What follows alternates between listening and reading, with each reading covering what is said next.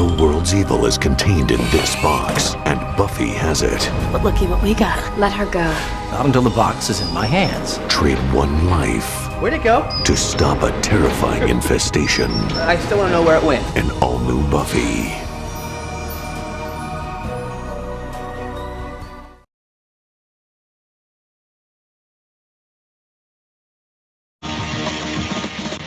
Hello, ladies and germs, and welcome to this week's edition of Slade, the Buffyverse Revisited. I'm one of your hosts. I'm Jeremy.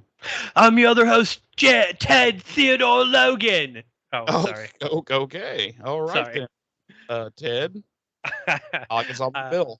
I watched Bill and Ted's Excellent Adventure earlier today. Yeah. I haven't watched the new one. Have you watched the new one? No, I haven't seen the new one yet.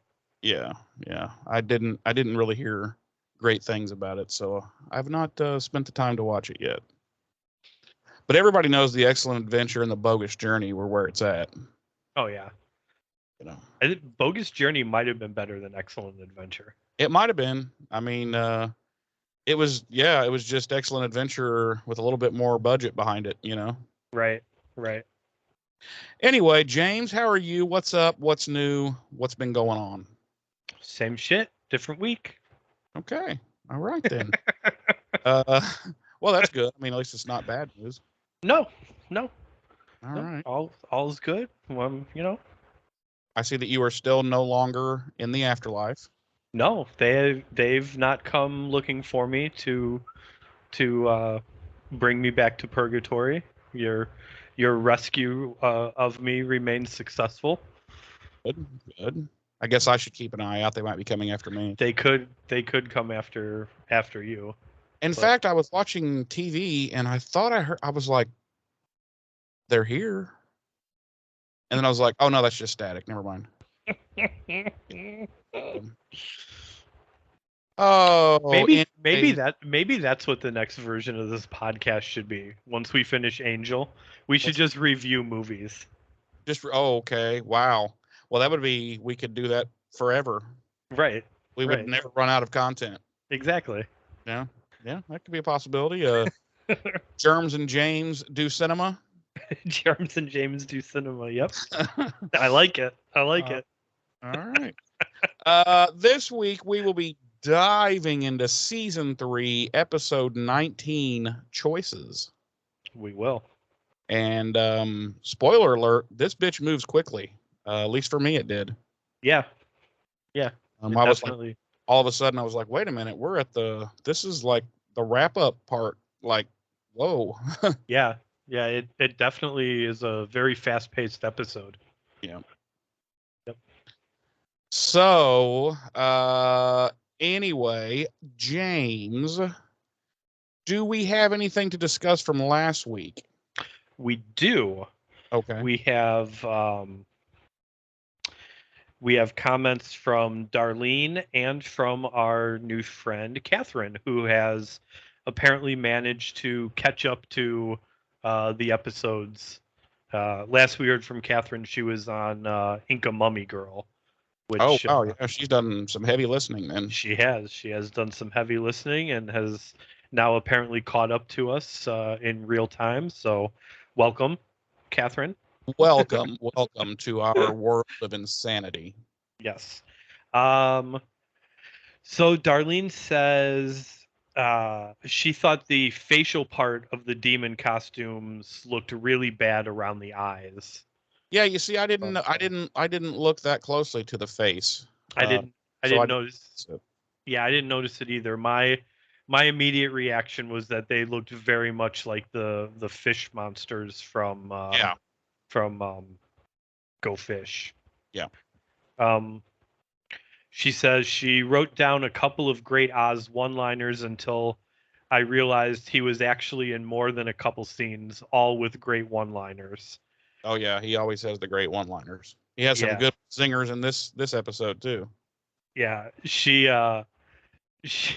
points out a couple of them, but one I want to point out that she mentioned was one that I had meant to mention when we were going over the episode last week, and I spaced it. But it's early in the episode when they're talking about the school newspaper, and Willow makes a comment about how it's negative or something along those lines, and Oz says, "I don't know. I always go straight to the obits." Yeah, yeah, yeah. It, Could you imagine that, the obituaries in your school in your newspaper? school newspaper, right? But that would fit right in Sunnydale. Right.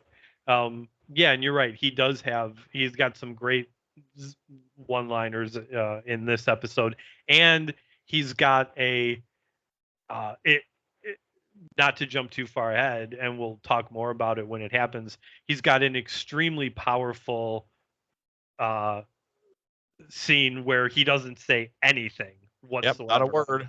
And it's so on point for Oz. Oh yeah, it's totally Oz. Yeah. Like he's the only one that could have done this. Right. She also points out that your high school, Jeremy, did have a newspaper, and that she was in fact on the staff. Yeah, I read that, and I was like, wow. Well, that shows the difference in us, student-wise. She was the good, do everything right, good student, and I was not. So I took very little part in anything. She also reiterates what you and I had said. She says, "Where is Faith, and why is no one concerned about where she is or what she's doing?" Yep. She says, "I'm waving the white flag to the two of you regarding your dislike of Xander now. This episode was filled with reasons. Yes, he's a teenage boy, but ick." Yeah, exactly. So it's like, and like we've said a million times, in the era this was written in, yeah, no, not really a biggie, but now when you look back on it, it's like, ooh, that is wow. Right. She goes on to say, Buffy being so upset and snarky about Angel having kissed Faith was super annoying. I talked to the screen more than once telling Buffy to chill the hell out. You asked him to do it. After reminding myself that she's a teenage girl and the writing having turned away from that ridiculousness as the episode progressed, I was able to let the annoyance go. Yeah, it was definitely an annoyance. She says, as soon as we heard Xander's thought next to Buffy on the bench, I did a double take because I didn't remember that having ever happened before. My brain immediately realized that was the aspect of the demon Buffy acquired, just seconds before the camera zoomed in on Buffy realizing it. Yeah. She says, now as someone whose answer to the popular question, if you could have any superpower, what would it be, has always been invisibility and or the ability to read minds.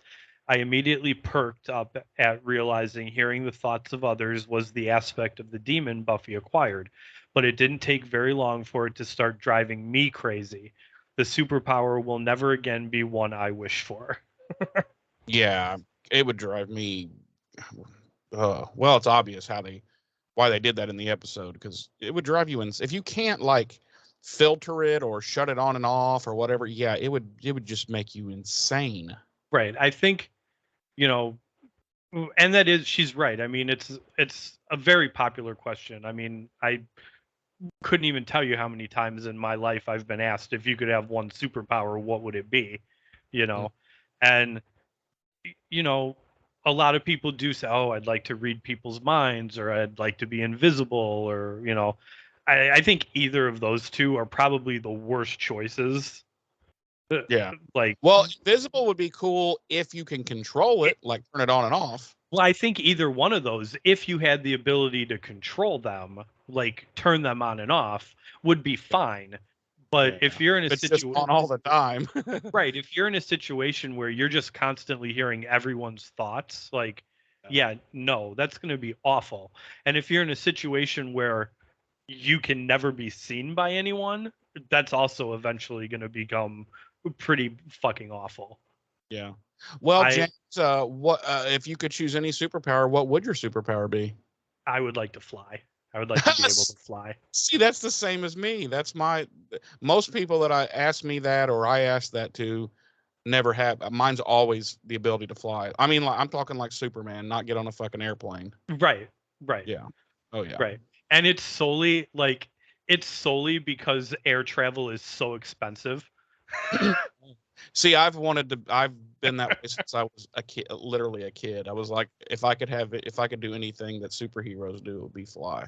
Oh yeah, 100%. And it's solely like, I joke about the air travel being expensive thing, but it is, and maybe for you too, it is solely just the idea of being able to, like, I'm here right now and I could, lift off the ground and be in Portugal in 30 minutes with the gift of flight. Yeah, that and it's that, and the other thing I always loved and considered one of the ones I would choose would be the ability to like teleport. Right.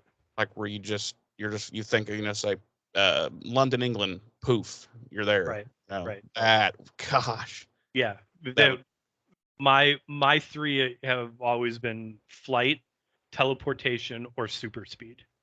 Yeah. Yeah. Travel based. We are very responsible adults with our choices. It's all travel based. It's all travel based. It's all based around the ability to get from here to anywhere else very quickly. Like that very quickly. Yeah. I also, kind of along the same lines as people always debate immortality. Uh-huh. And I personally don't think I would want any sort of immortality. Any type, no matter what. No. Mm-hmm. No. See, I think I would. I really do. If it was, say, for instance, Highlander type immortality, as far as there is still a way to die. Right. But if it's the type of immortality where there's literally no, like, you're gonna live forever, like, no matter what, there's nothing that can kill you. Well, yeah, I don't think I'd be interested in that. Right. So even like the Highlander style immortality, I don't know, like the idea of literally spending lifetimes watching people you love die. Oh yeah, it would get old. Yeah. But it could also be loads of fun. Yeah. She says that Xander's questioning the openly gay student in the cafeteria, and the guy's assumption that Xander was gay and wanting to come out was hilarious. Good old Larry. Good old Larry. After Angel gives Buffy the antidote drink, he kissed her on the forehead. Oh my God, swoon. By the way, it wasn't until this moment that I understood Angel's attraction. He did nothing for me before this. Well, it only took basically 3 full seasons. 3 full seasons. You know what though? Like, I get it. Like, because it was something I thought about watching this episode, was that I wish we got more of this Buffy and Angel as a couple relationship throughout the previous seasons. Well, they're clearly ramping up their relationship and their closeness for a reason. Right. I get that. I 100% get that. Yeah. But I was like, I really wish they had started doing this long before when they're doing it now. Sure. But that being said, I've always been a Bangel shipper from when the show was originally on. Like, the whole star-crossed lovers trope. Not to mention that you yourself have been deeply in love with David Boreanaz since day one. Right. Yes. So as a first-time viewer, I loved this episode and disagree with your ratings. Oh, how dare you! I give it a 4.8 epic Oz one-liners. I Ah, loved everything about this episode. The storyline was great. The dialogue was well written and entertaining. Just a couple scenes in, Buffy's reaction to learning Giles and her mom had sex was hilarious. And for me personally, this was the first episode in which I truly bought and felt Angel's love for Buffy and the lengths he'd go to for her. I got past the poor demon costuming around the eyes, but couldn't get past the complete non-concern about Faith, which is why I couldn't give this a complete 5. Otherwise, this was my favorite episode yet. holy shit! And we shit all over this, didn't we? In our ratings. I mean, we gave it. You gave it a 2. I gave it a 3. Oh wow. So yeah, we were kind of harsh on it. Mm. But I mean, everyone's entitled to be wrong. Yeah, exactly. So she can be there wrong. comes That's a time fine. that There's she nothing has- wrong with that. right. She can be wrong, and Right. it's okay. No. 100%. I acknowledge and respect that rating. I mean, if you got that much out of the episode, good on you. Well, Yeah, I mean, I sure as shit didn't. and I something I said last week, and I don't disagree. Like I think the story was good. I think the writing was good. What else did she say in here she thought was good? The the relationship between the two. and the the storyline was great. The dialogue was well written and entertaining. Yeah, I mean, I agree. I think it was a good storyline. I think the writing was on point. The episode as a whole just didn't work for me. It just didn't. At the end it was all good ingredients, but the pie came out tasting like shit for me. So Right. like literal shit. So that's what Darlene had to say. Catherine says, I've always enjoyed this episode. Pretty much any episode written by Jane Espenson, I love. And I'll agree. Jane Espenson is probably one of the best writers to come out of the show. She's definitely one of the names that fans know well because of her work on the show and how tied into like the really good episodes of the show she is. Her, Marty Noxon, David Fury, who Marty Noxon is definitely the big one I know. right, David Fury, who goes on to co-create the Mad our Max Fury Road. no, our spin-off, the Angel, Yes. the Angel spin-off. The whole school shooting thing was a bit rough. The whole mind reading thing and how SMG played it and how everyone reacted was great. And I agreed with Buffy when she talked to Jonathan. Nobody cares because they are so busy with their own shit they don't have time for anyone else. And well, teenagers are kind of self-absorbed anyway. The giant gun to kill himself always was a head scratcher to me. Yeah, that Like- drove me crazy. Like you could have had the same effect of thinking he was the bad guy with a smaller gun, but he could realistically hurt himself instead with it. I still die laughing over Buffy learning about Joyce and Giles. And I'm with Darlene about swooning over the forehead kiss Angel gives Buffy. I wanted to be her so bad as a teenager. Me Yeah. too. Wait. You and me both, girly. Kind of want to be her now. Yeah, I'd like to have her bank account. That's for sure. Also, Freddie Prinze Jr. is dreamy. Is he? Is he dreamy? I kind of want to touch on the whole Xander is a creep thing. Good. We would love you to. Yes. Let's touch on that.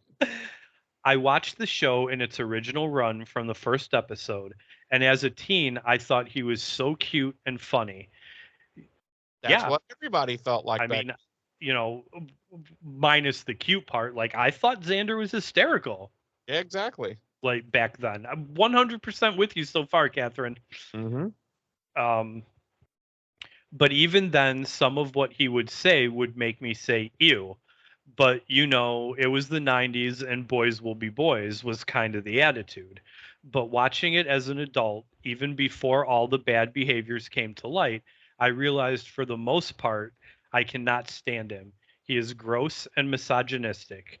Yeah, he has a few funny lines here and there, but looking back, almost all of the issues that happened between Buffy and the Scoobs is instigated by Xander.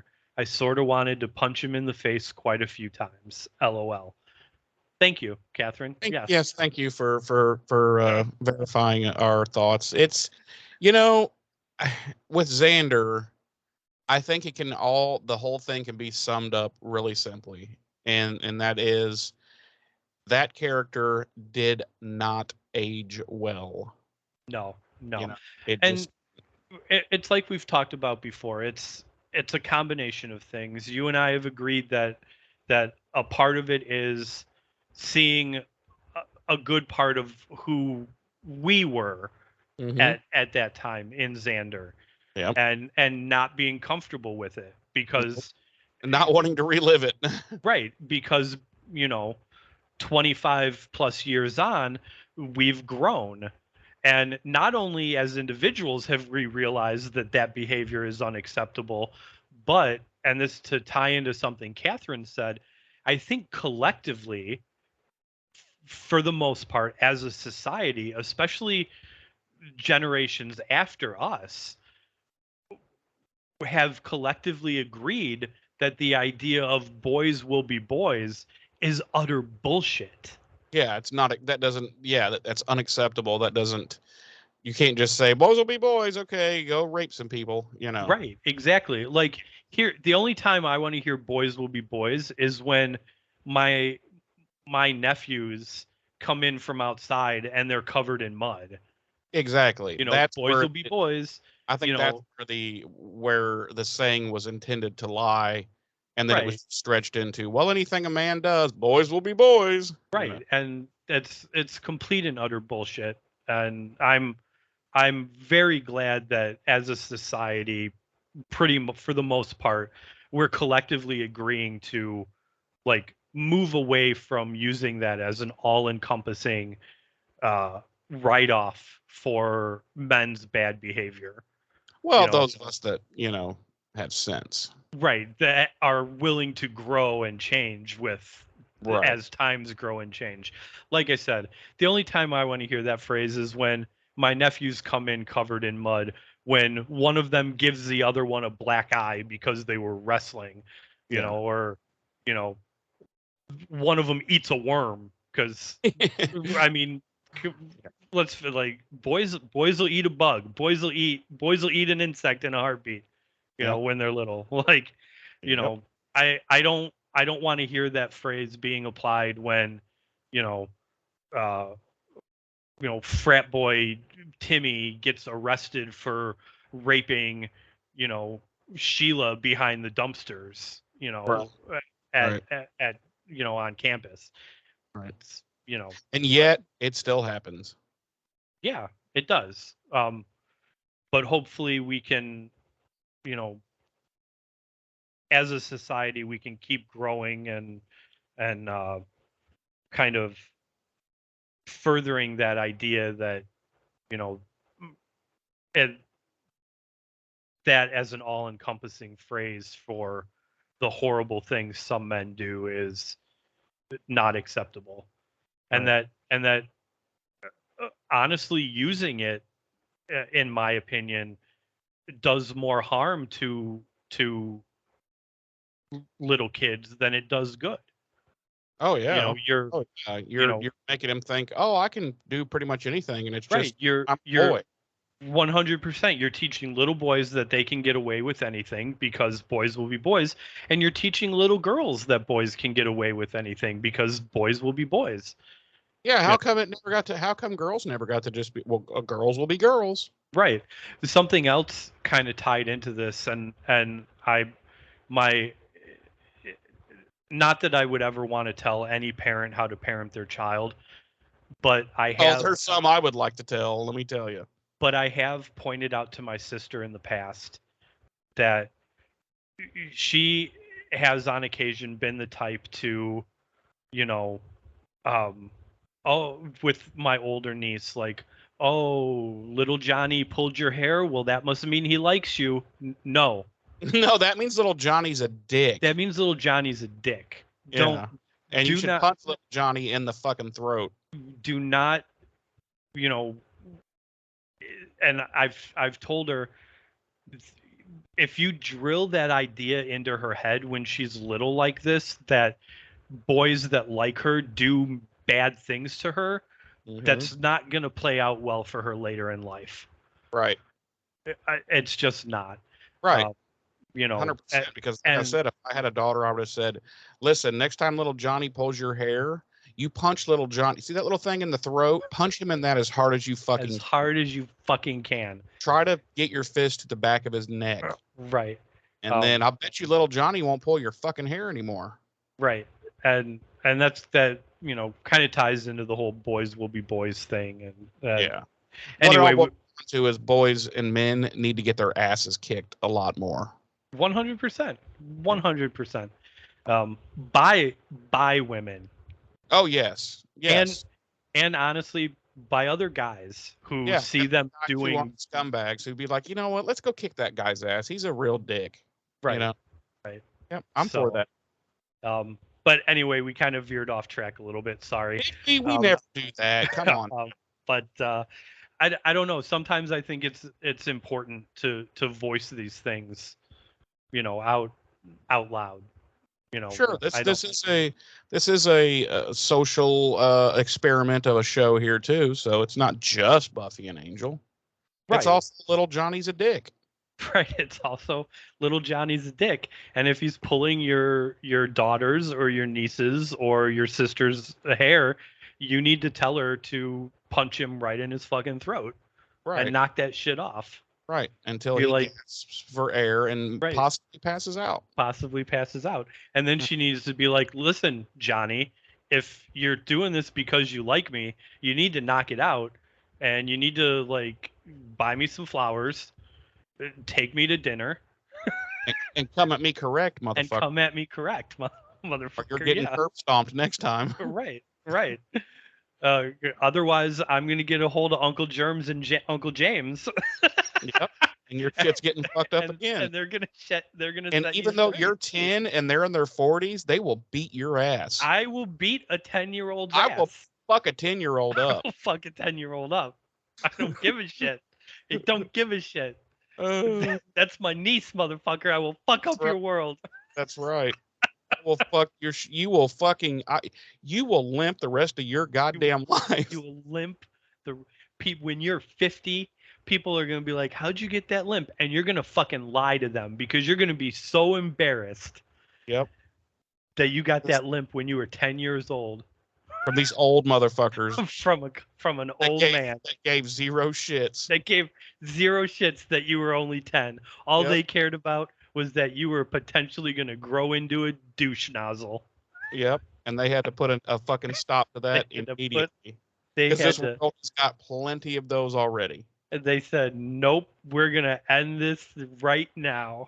Yep. You will not grow up to be a Republican. Not on my watch. Not on my watch, Johnny. Anyway, that's all we have for the comments. Thank you, Darlene. Thank you, Catherine. I especially want to say thank you to Catherine because she did at one point in her comments piggyback off of Darlene's comments and reviews. And as much as Jeremy and I love getting comments and reviews from you guys, I really enjoyed seeing that kind of interaction, I guess, so to speak, for lack of a better term, between community is coming together. Exactly. It is blossoming like a flower. Exactly. That made me it truly made me happy to see Darlene's comments referenced in Catherine's, because like you just said, Jeremy, it does kind of show that the community is growing a little bit, is blossoming, as you said. So And he's telling the truth. He was very happy. He was tearing up. yeah, tears in my eyes, He full called chub. me to tell me, and he was all choked up. He was like, I promised myself I promised myself I wasn't gonna do this, Jeremy. But did you see the comments? Did you see them? Catherine referenced Darlene's comments in her comments. It's so beautiful. And it's like, Oh my god. No, seriously, it is a pleasure to see, and we love seeing that kind of interactions between members of the community, so to speak. And of course, as always, please, everyone and anyone listening, feel free to leave us comments, reviews, criticisms. We love them all. So that being said, do you have anything else, Jeremy? I have absolutely fucking nothing. All right. Then, since that's the case, how about, Okay. It's Memorial Day weekend. It is. Lots of people are having their little barbecues, their little Memorial Day weekend cookouts. Mm-hmm. Are you attending any this weekend? I think we're going to do. Yeah, I think we're going to have a little cookity out tomorrow. Okay. I attended. Nothing big or major. Right. Yeah, I attended one today. I will be attending another one tomorrow. How about, Yes. if Jeremy, you and I and our Slade listeners and viewers, Slade sinners? our Slade sinners. I don't know how I feel about that. What's that? Well, you guys let us know how you feel we'll about work on that. Yeah, we'll work on you guys let us know in the comments what you would like to be called. How about if I throw some dates and deets onto the grill for us? I was going to say, we fire up have- that grill, baby. And we have ourselves a Memorial Day barbecue with some dates and deets. And some corn on the cob. 100% some corn on the cob. All right, I'm down. It's corn. Oh. I'm down. It's log. It's better than bad. It's good. Right. Okay. So as previously stated, we'll be diving into Buffy the Vampire Slayer Season 3, Episode 19, the 53rd episode of the series overall. We are so close to being able to syndicate. I know, dude. show. We're going to get that sweet syndication money. Sweet syndication money. Our episode title this week is Choices. Our episode director this week is James A. Contner, and our episode credited writer is David Fury. Our original air date was May 4th. Your road, please, if you don't mind. Our episode credited writer this week is David Fury Road. There we go. Our original air date was May 4th, 1999 on the now defunct WB network. 24 fucking years ago, man. 24 fucking years ago. Brief sidetrack. The finale of The Flash aired on the CW this past week. Okay. I don't watch any of that. No, I know you don't. But that effectively means that the WB/CW as we've known it since 1997 practically is gone. The CW is now no longer a thing.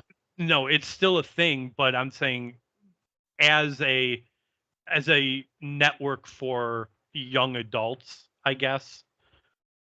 Oh, really? I mean, yeah, I mean, Because they're pulling all of the DC stuff yeah, to. I mean, all that stuff's gone now. So like this, Have this they actually said that they're going to make like a format change, or? it seems they're going to go towards more reality television, less scripted television, because it's That's when you're just throwing in the fucking towel. At that point, when you're going to go reality, you're just like, fuck it, guys. We have lost all credibility as creators. right. We've lost all creativity. Let's just go for a quick buck and do some horrible, horrible garbage and pretend like it's reality. Yeah, it's also reality shows are far cheaper than scripted television. Certainly, Um, but boy, so that doesn't. They're good because I can't think of one that I've ever seen that I didn't think was, except maybe what started it all, which was like the first few Real Worlds. oh yeah. No, I agree 100%. I agree. But yeah, so the uh the CW, which of course was the WB, kind of as we knew it from this era of television, just it doesn't exist anymore. So R.I.P. All I can yeah. say. Wow.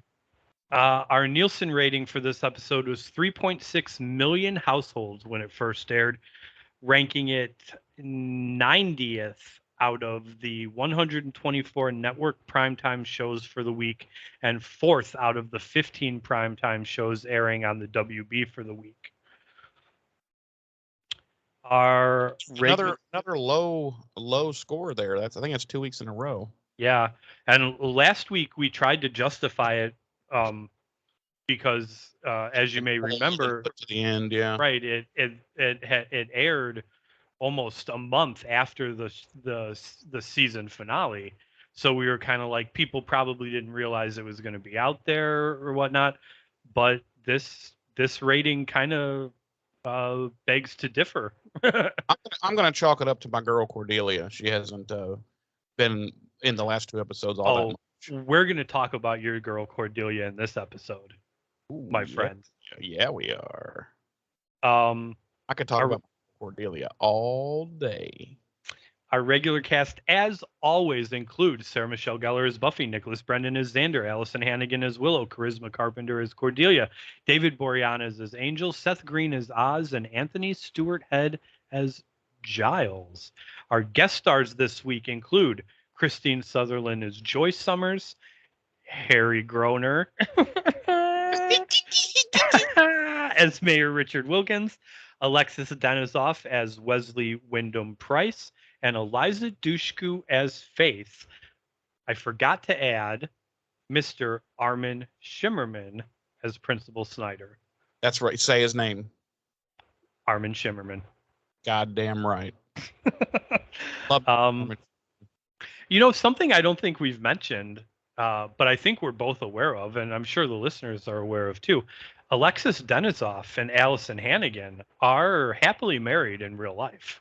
Yes, with I believe 2 or 3 kids. 2 or 3 kids. Obviously, not at this point. Yeah, I think in the show, during his run in Angel, I believe, is when they kind of got together, right? I believe so. Yeah, I believe so. Spoiler alert. Spoiler alert: he's not English, by the way. Yeah, he's also not English.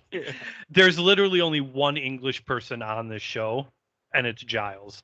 James Marsh. I was going to say it was Joyce. Yeah, Joyce is the only English person. She's doing an American accent. She's actually French. She's French, as we know. Right. No, the only actual English person on the show is Anthony Stewart Head. James Marsters is also not English. He just does a very good English accent. Our episode synopsis this week reads: while Buffy's plans to leave Sunnydale and go away to college are quashed by Faith, Willow fields offers from prestigious colleges. Yes, well, I didn't get mine copied down. Oh. So I completely forgot. Okay, spoiler alert. Little peek behind the curtains here. I have a template for my notes that I reuse it each week. Yes, that's why it's a template. All right. Well, anyway, I just completely left that blank.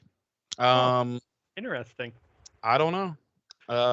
Guys, I want to apologize. I don't know why my camera keeps going dark. Yeah, it's so fucking weird. I mean, it's my fault. I gave you the camera, and it's a clear piece of shit that needs to be replaced. I don't know why it keeps doing it. It seems like every week there is a new camera problem. You need to get the camera that I have. I don't know if you've noticed, but my camera is it's a workhorse. It just does its thing. Yeah, and it doesn't fuck around. I don't have like, it doesn't. Right. If my camera is not inexplicably zooming in and out on my face, it is inexplicably going dark. I don't know why. So I apologize. I think we need to get a camera. Maybe the sponsors can increase the budget before season 4, and I can afford a new camera. Well, I think this Logitech camera is only. It was not expensive. Put it that way. No. Okay, so you don't have an episode synopsis to read. No, I have nothing. I have a big fat fucking. You nothing. Literally could have been Googling IMDb while I was going through dates and deets, and we never would have known. Right, but I like to be real. I like to keep it 100. Okay. That's fair. That's fair. So we open our episode with in the mayor's office, and he is giving Faith a gift. Faith, who was inexplicably absent last episode, along with the mayor, along with the fucking big bad, right? Who in the final 5 episodes here probably should not have been missing for one entire episode, but that's neither here nor there. It's an early reward for going to the airport to pick up something crucial to his ascension. Which, spoiler alert, it's a dildo. it's I don't know how many of you out there are familiar with the various types of dildos. But this one is what's known as the Great American Challenge. Yes. Of God, what was it called? Gavrock, the Great American Challenge of Gavrock. Right. And again, for those unfamiliar, the Great American Challenge is it's a 3-foot dildo. Right. It's sometimes in some circles it's known as the Vlad. Right, because it'll impale you. Because you're impaling yourself. And in smaller circles, it is often referred to as the James. Anyway, you had it right when you said smaller circles. A bitch, you son of a bitch.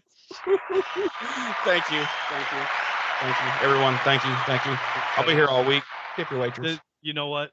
I'm not getting a better camera before season 4. I'm getting my own soundboard. Is what I'm doing. Where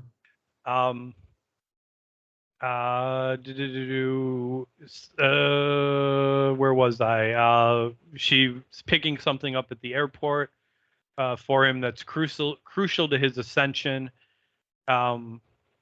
She opens the gift, and it is it's a knife. It's a big old honking knife. It's a knife. It is a knife.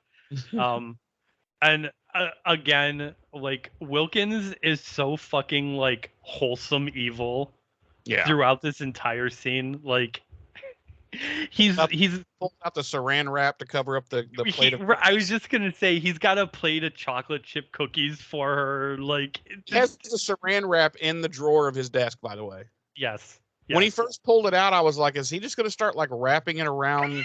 I thought he was going to wrap the knife up so she didn't cut herself, you know? So then we cut to a cemetery, and Buffy and Angel are fighting a couple of vampires. Wait, she's fighting what? Good Lord. That damn music, man. Every time Angel shows up, it's so weird. It's so weird. Maybe some people understand its meaning. Maybe someday we will, but as of right now, it's a mystery. It's a mystery. It's right up there with the greatest mysteries. Who shot Kennedy? Yep. Does Bigfoot exist? Yep. Why did Bigfoot shoot Kennedy? Right. Why is James hung like a gnat?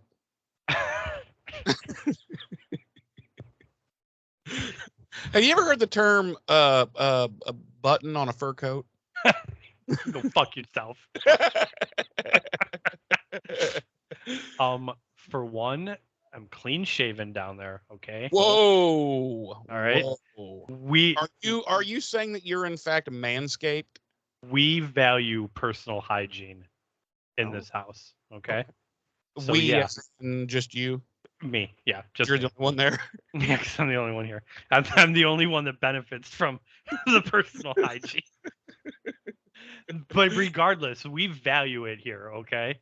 So we keep a clean playground, all right? Now, okay, from the waist below, I'm talking legs. You completely shave everything, right? Because that's the only way to do it. No. Come on now. No. You have to do it all. You have to be completely hairless from the legs or from the waist down. Oh, look at that! Look, can you see that? Can you see that? Look at that hair.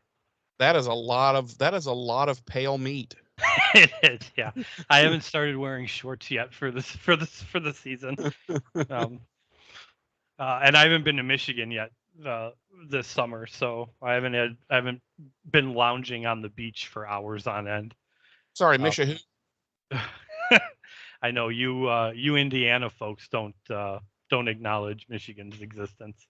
No, it doesn't exist. Right. But anyway, what were we talking about? Oh, Buffy. That's right. Buffy and Angel. Yeah, That's yeah. Right. It's a Buffy podcast, not a. Are you sure? Not a James Shaves' Balls podcast. I think it's just Jeremy and James are idiots podcast. We happen to talk about Buffy a lot, but right. It's part of us being idiots. Right.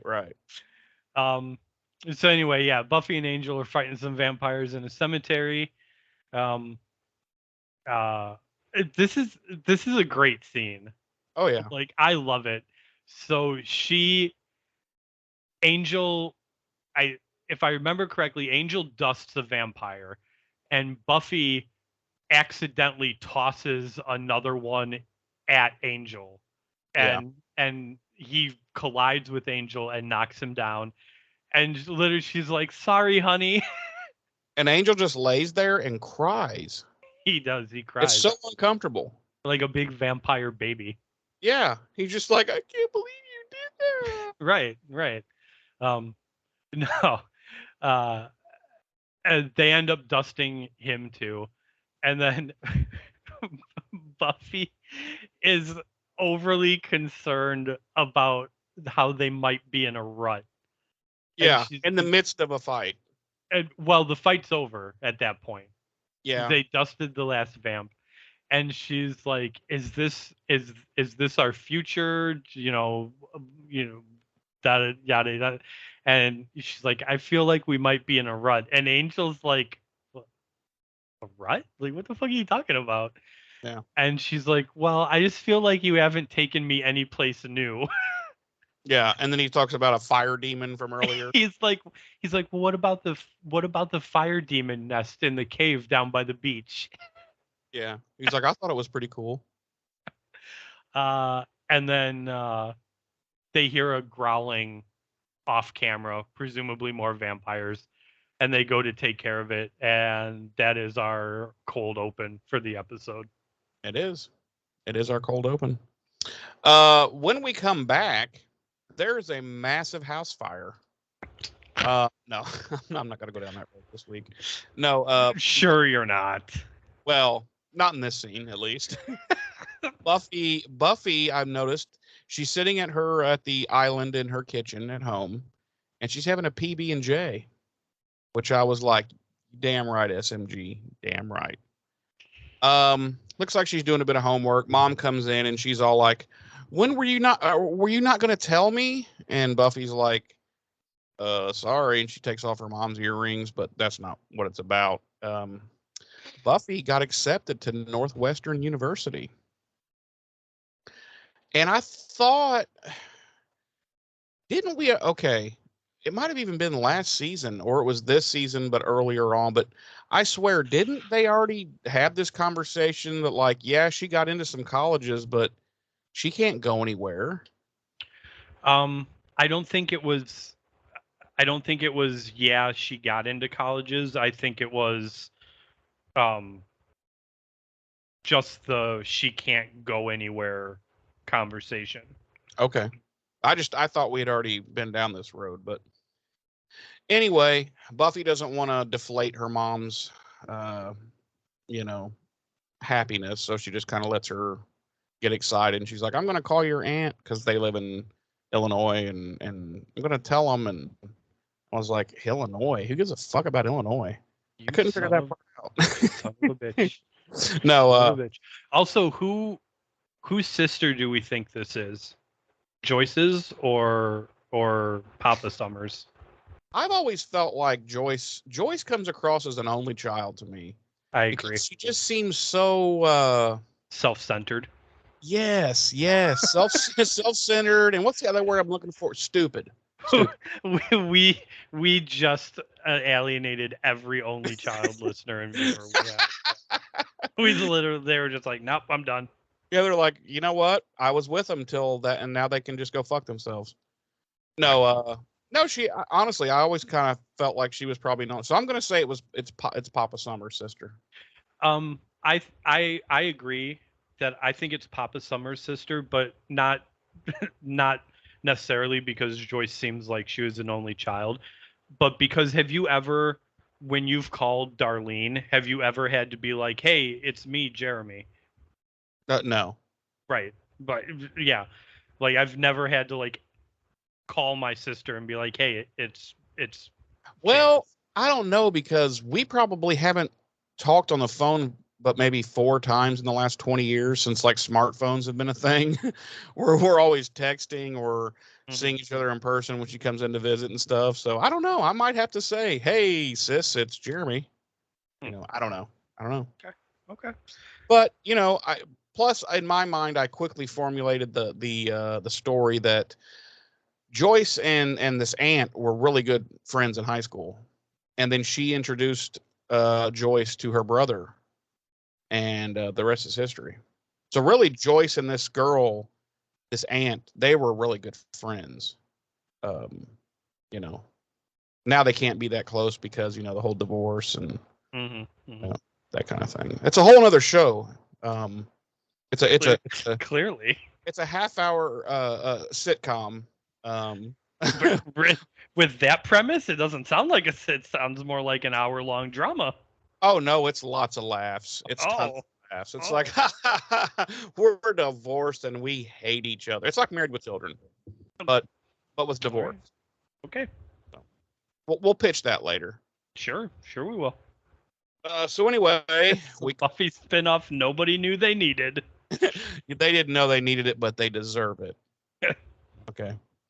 So we cut to school, and it's lunchtime, and there's a guy sitting at one of the picnic tables, and another guy walks up and hands him a big brown paper bag, and Snyder walks up all of a sudden and snatches the bag, and he's like, "Well, there's what's in this bag? Is it drugs?" And the guy's like, "No, it's my lunch." And Snyder's like, "Oh, is that the new drug lingo?" and he looks in the bag, and then he gives the bag back, and he's like, "Fine, sit up straight." And he walks away. Time out. Why was that one guy bringing that other guy's lunch? And I had 2 questions. Why that? But also, why did the guy bringing the lunch bag not have his own lunch? Right. And why did the guy's lunch bag? Why was the guy's lunch bag like the size of a backpack? I Like there was noticed that enough too. food in there. There had to have been like 2 loaves of bread and like an entire full-size bag of chips or something. And like it was huge. Yeah. Yeah, I Yeah, know. he's like, "Oh, here's your lunch, my friend." And the other guy's just not even like, "Well, where's your lunch at?" Right. He's like, Right. "Listen, just sit there now quietly while I eat." while In front of you. while I make myself 6 sandwiches out of this entire loaf of bread. Yes, because there's 12 pieces of bread in this fucking bag. There's also an entire carton of donuts, and a 6-pack of fucking sodas. I'm going to eat and drink all of it while you sit there in silence. Yes, I have a pixie stick in my pocket. I might offer that to you. If you sit quietly. As compensation for not only sitting quietly, but bringing me this feast. Bringing me this oversized bag that could probably hold a small cooked chicken, if need be. I will not, however, be making you a sandwich. No sandwiches will be made for you, for I am a 90s dude, and we do not share. Okay. Then we cut over, it's this little distance away to Willow, Xander, Buffy, and Oz, who are all outside. And I noticed, no one was eating, right? Yeah, no one was eating. Like, it's clearly lunchtime, but they're just like, yeah, fuck it, we're not going to eat. We're all fucking anorexic. And they're talking and basically about like what they're going to do, because graduation is coming up. So what they're all going to do after graduation. And of course, we all know Xander's a dummy. He's clearly not going to college. So, Willow literally got accepted into pretty much every single school on the planet. Real quick, can I just say that Xander deciding to read and follow Kerouac is like so on point for fucking Xander. Of course he would. Yeah, he's like, he's my teacher. And I'm like, yes, of course he is. But yeah, Willow got into literally every school. Harvard, Princeton, Columbia, fucking Oxford, yeah. So she literally can go UC Sunnydale. UC Sunnydale, bro. She can literally go anywhere she wants. And there's a point where, they're talking about how Buffy's kind of stuck. She's not going to be able to go anywhere except, UC Sunnydale and yada yada. And Cordy walks up at one point, and her and Xander are going back and forth, breaking each other's balls. And I'm not going to go into too much detail about everything they were saying, but I do think it's important that we point out that she almost outright refuses to tell Xander where she's been accepted to school. Well, yeah, she just tells him none of your fucking business, which I'm like, right. Yeah, it's really not. Well, yeah. But the one thing I wanted to bring up though is as she's leaving, fuck man, she drops a fucking scather, like, because Buffy says something there and she goes, "Oh, I'm sorry, Buffy. This conversation was for people who actually have futures." Man. And I was like, God damn, this girl has saved your life countless times. Like, I don't know. We've talked about this throughout this season so far. This is season 1 Cordy. This is season 1 Cordy, and I don't like it. No, I don't like I liked it in season 1. Yeah, it's enjoyable in season 1, and then you love her basically as season 2 and season 3 go along when her and Xander are together, and then she's right back to season 1 Cordy, and it's just like, oh man. Yeah. Come on. It's the writers literally threw out like a season and a half worth of the best character growth on the show, in my opinion. Yep. And we're like, nah, fuck that. Yeah, we want her just to be the cliche rich, bitch. Yep. But whatever. So yeah, that was pretty harsh to go, and she just walks away. Then we cut to the library. Giles and Wes and Buffy are in there, and Buffy's basically talking about she wants out. She wants out of Sunnydale. And, Wes is like, now? And she's like, no, not now. I'm saying I want to go to like college and shit. I want to have a fucking life, and she's like, I got accepted to Northwestern University. And that perks up Giles, because clearly that's his alma mater.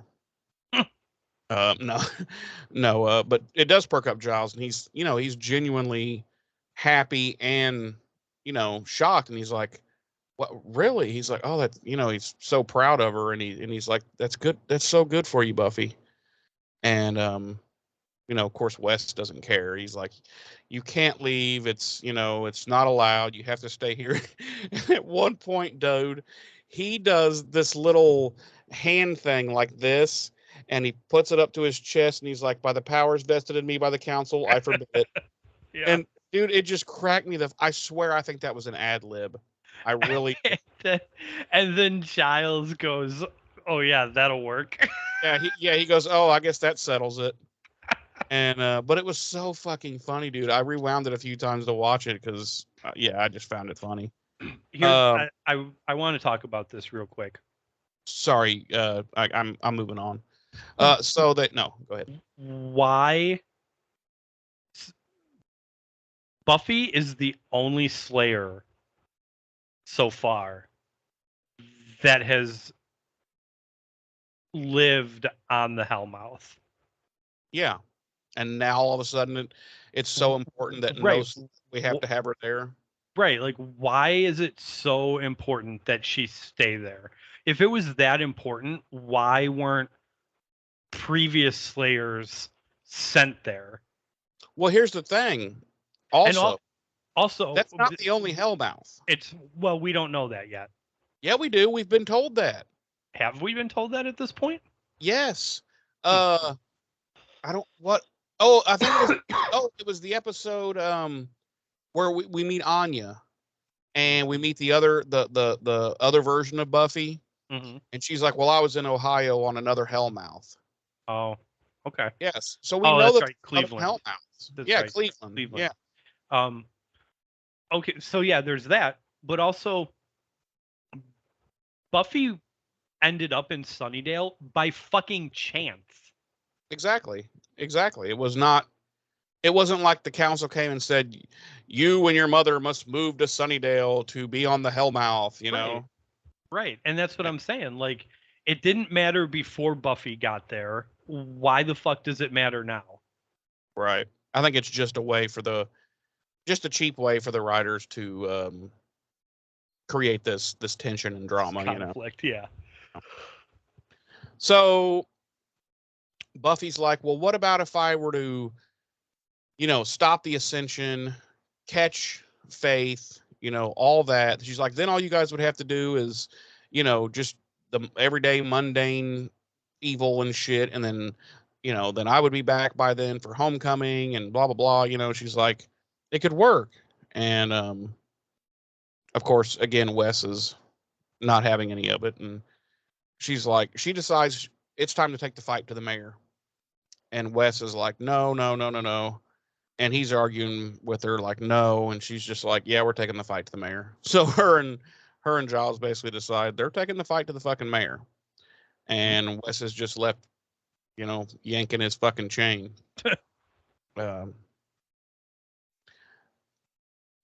Sorry. Oh, she does have a thing which I really liked. I wrote it down because I liked it so much. She's like, when she's arguing with Wes about taking the fight to the mayor, she's like, "Listen, I'm tired of waiting for Mayor McSleaze to do his next thing." And I was like, "Oh yeah, Mayor McCheeks, get there." No, but I thought it was funny. It was. Anyway, then we cut to the airport. It's nighttime. A private plane lands, and a dude gets out with some snakeskin boots. So we know he's a bad guy. And he's he walks across the tarmac over there to a waiting limo where there is a vampire limo driver. So obviously this is the mayor's limo guy sent to take this courier to the mayor. The courier is carrying a large, it looks like metal. Who knows what it's made of? It's a large box. And apparently this is the thing that he's been waiting on. And he's like, where's the fucking mayor? You know, the mayor was supposed to be here. And he's like, well, he's not. And he's like, well, I have to take you to him. And he's like, well, then the price just fucking went up. And he's like, because I don't like surprises. And right at that time, he takes an arrow to the fucking chest. Or I'm sorry, to the back. That comes through, basically. And he just kills her. He's dead.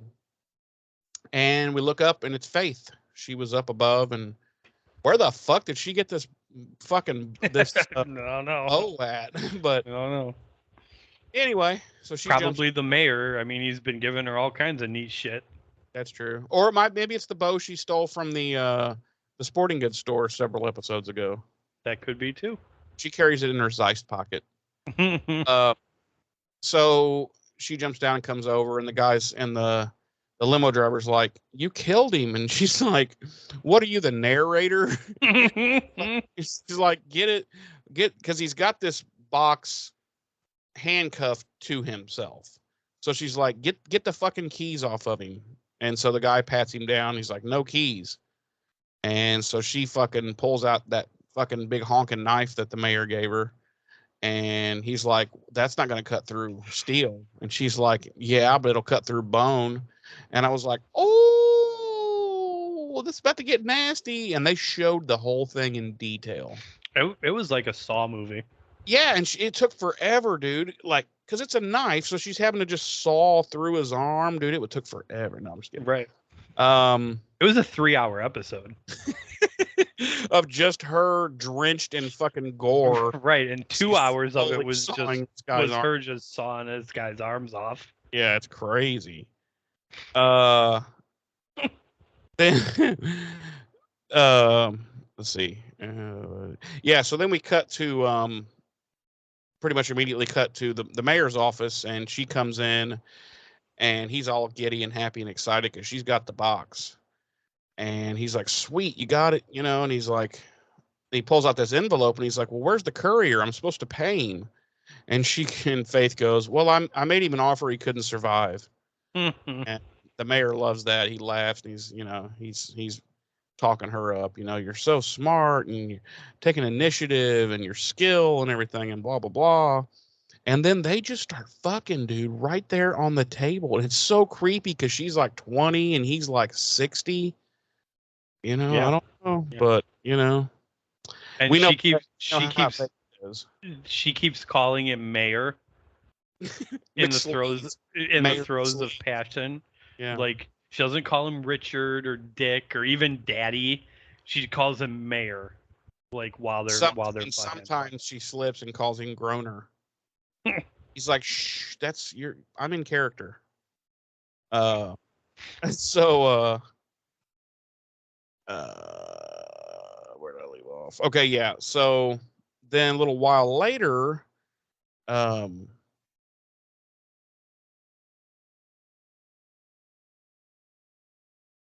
I fucked up while I was I fucked up, but it's cool. It's cool. When they actually pulled up to City Hall, Buffy was spying because the plan was to figure out what they were up to, what the mayor and his peeps are up to. So Buffy was spying. So she saw Faith get out of the limo with the box and everything. So she's like, what the fuck is that?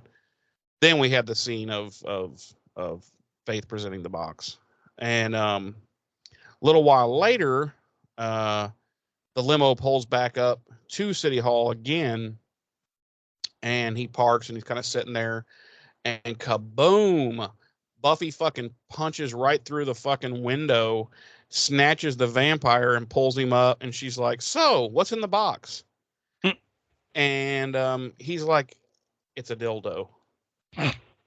And he's like, have you ever heard of the Impaler?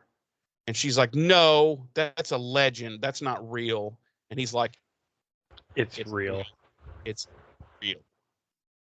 And she's like, I heard my mother speak of it in hushed tones. It's Joyce, you know. So we all right there, James? We yeah, you're making a lot of noise with your hand on that mic. We cut to the library, and Buffy has now figured out what it is. It's the box of Gavrock. The vampire she was questioning spilled the beans, and she was like, and then she had to introduce him to Mr. Pointy.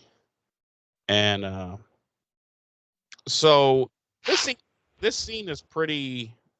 It's kind of long-ish, but the gist is they come up with, we're going to steal this fucking thing. It's obviously important. Well, they kind of know what it is by looking it up in the text, but it doesn't go into like specific detail. All they know is that it's something he has to have for the Ascension. So they're like, well, we're going to steal this motherfucker and we're going to destroy it. And then boom, he can't have the Ascension. And, of course, everybody's into this. But Wes is absolutely against it. And he's fucking fighting and bitching and moaning and complaining. And more or less, they basically just tell Wes to fuck off. And this is what they're going to do.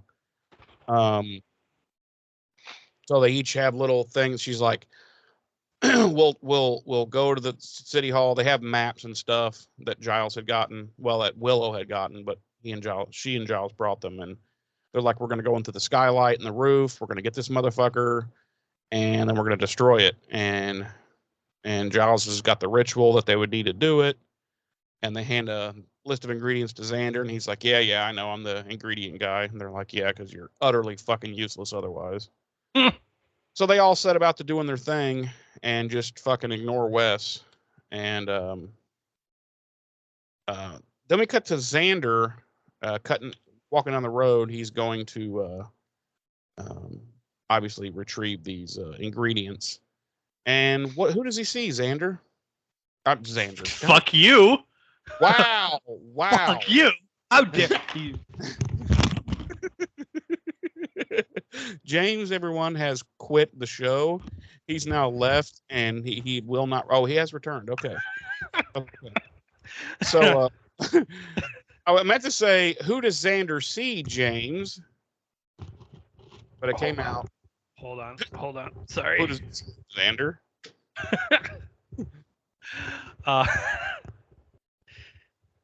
He sees. Sorry. He sees Santa Claus. Does he? Surprisingly enough, yeah. What's Santa Claus doing at that point? He's just sitting there on a bench. Xander goes up and takes a seat in his lap and is like, "Hey." He just walks right up and just sits right in the man's lap. Sits right in this guy's lap, and he's like, "You know what I would really like for Christmas is a threesome with Buffy, Willow, right, and Cordelia." Well, that'd be a foursome. Well, I don't think he would call it a foursome. Like, yeah, it's Xander. He's stupid. Yeah. Right. And then he's like, you know what? Let's throw Joyce in there too. And he's like, and you know what? Because I'm feeling merry. Why don't you come along? No, he sees Cordelia. She's in a clothing store, and it looks like she's looking at dresses. And of course, Xander, being the complete ass muncher that he is, he can't help himself, and he goes in and he starts giving her shit about, I think the reason you were such a bitch earlier is because maybe you didn't get in and didn't get accepted at any schools and yada yada yada. It's like, no, wait a minute, that's you, Xander. Right. And she's like, well, that shows how much you know. I got accepted. She pulls out the acceptance letters and starts handing them to him. And she's like, I was accepted at USC, Colorado State, Duke, and Columbia. And then she's like, fuck all the way off. And he does. And he does. He does. So then we cut to outside the mayor's office, and Wesley and Giles are dropping off Willow and Buffy and Angel at City Hall. And we see that Oz and Xander are back at the library following Willow's directions for preparing the spell to destroy the box. And we cut back to the roof of City Hall, and Angel and Willow and Buffy are all up there now, and Angel opens the skylight, and Willow proceeds to pour some sort of powder through the skylight and baby powder, obviously, and onto the box as she performs a spell, and that breaks the supernatural encasement around the box. And she heads back down the ladder to Wesley and Giles, and meanwhile Angel has produced a harness to lower Buffy into the mayor's office, Mission Impossible style. Which I need to talk about this when it. We are going to talk about this, and we're going to talk about it right now. Okay, good. This is literally my only problem with the entire episode. That's exactly what I was going to say. Because this particular part of this small part of this scene is my only complaint of this whole episode. There is literally nothing we have seen up to this point that says to us Buffy couldn't make that jump down into the mayor's office and then Slayer leap back up. Yeah, because she just did it last week. There's nothing we've seen up to this point that tells us Angel couldn't make that jump down into the mayor's office and then vampire leap back up. She literally just did bigger jumps than this last week. Yes. In order to jump up to the clock tower. Right. We've seen her in the first season. We saw her jump clear over the fence at Sunnydale High, which, if you'll remember, was like at least a 12-foot fence. Yeah. And she just leapt over it and landed and was like, yeah. So there's no way she wouldn't have been able to make the leap from the skylight to that table. Yeah. And then from that table back up to the skylight. Yeah. There's no need for this harness. Now, the other thing I want to bring up. This harness and winch she's being lowered down with. Mm-hmm. Where the fuck is the winch attached to? The framework of the skylight. Yeah, no, it's not. Because he's well up above that. Think so? Oh no, you can clearly see it in the shot if you go back and look. Mm-hmm. He's way above the framework of the skylight. Like it's if we are going to use what they showed us on camera when they walk up to the window and he opens it up, the skylight, mm-hmm. then the winch is literally attached to nothing. It's just hanging and they made sure not to show like the top of the winch and what it was connected to, the way they framed the shot, because there's literally nothing for it to connect to. Okay. It's just floating. And then again, as you said, they had to go through all that to lower her down like 10 feet. Right. Like that jump is so small. You and I could make that jump. Now we can't Slayer leap back out. Right. But we could easily, maybe not in my 20s, I could have easily made that jump down to the table. Like it's like 12 feet. Right. I might have sprained an ankle landing. Maybe, but I mean, you would have had to have landed pretty goofily to do. I mean, it's not that. It's just not that high. Right. You know. I don't know. Like, you remember hang dropping? Like if you were going to come down off a tree, but it was kind of high. Oh yeah. You'd hang and then drop to make the fall. Like if you did the hang drop off that, it's nothing. Right. It's probably like an 8-foot drop. Yeah, but they have to harness her up and go through this winch procedure and Actually, it's probably less. It's probably less than an 8-foot drop if you figure. So I had it figured that the distance between the table and the skylight was probably about 10 feet. Does that seem accurate? That's what it looked like, 10 to 12. I was like, okay, I'll give him the benefit of the doubt and say it was 12 feet. Okay, let's say it's 12. So yeah, even if Buffy hang dropped into it, she's at least 5 feet. Yeah, so it's like a 7-foot drop. Right, so it's like a 7-foot drop. It's literally nothing. Like, right. So I was like, they could have fixed that entire scene if they had just made it appear that it was a much bigger jump, you know? Right. Like at least twice that, 20, 25, 30 feet, you know? Then it'd be like, okay, yeah, that's a little... Yeah, because like I said, we've already seen her clear jumps that were at least 12 feet. Oh, yeah.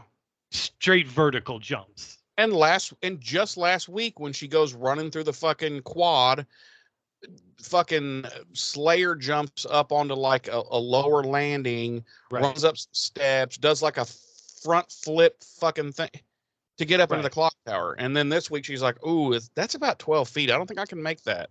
Right. And Angel's like, well, just let me break out the winch. Then I'll lower you down. And I swear this was such a ripoff. It was like almost shot for shot of a Lady in the Tiger. I knew you were gonna go there. It was. It really was. And goddamn, that was in '92. So, yeah, I'm just saying. Grab the box and the alarm starts going off. I was like, "Fuck right off." Who the fuck is in there watching this? Oh, when did the first Mission Impossible movie with Tom Cruise come out? Late '90s, '97. 96. So I would say it's more likely they were ripping off that first Mission Impossible movie. No, Lady in the Tiger. Okay. Highlander episode, season 1. Okay. Yeah. Okay. There's too many similarities between. I'm sure you're right. I'm sure you're right that the writers and whatnot weren't ripping off a multi-million-dollar box office hit. No. From just like a year and a half prior. They were ripping off. Well, it'd be like 3 years prior. They were ripping off an episode of an obscure TV series. Of which there have been an insane amount of fucking similarities between. So obviously somebody's watching. Somebody watched. Saying. He lowers her down. She grabs the box. So you mentioned this. When she lifts the box off the table, a fucking alarm goes off. And fire shoots up and immediately sets her just ablaze. Yeah. Crazy. And of course, the winch gets jammed. Of course. And it's a tri-winch, by the way, if you know anything about winches. And no, I'm just kidding.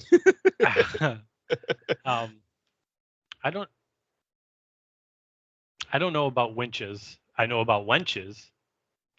Do you know about sex swings? I know. No, I don't. Nothing. No. What I do know. No, I'm just kidding.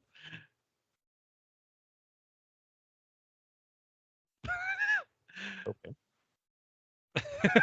No, I don't know anything.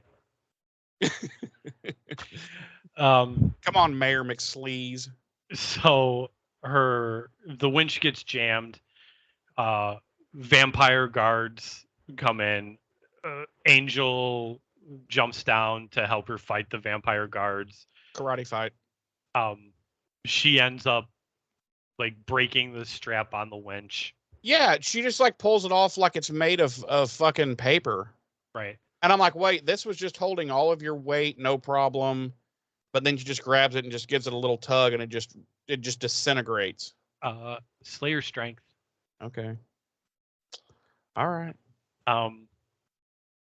So yeah, they fight the guards.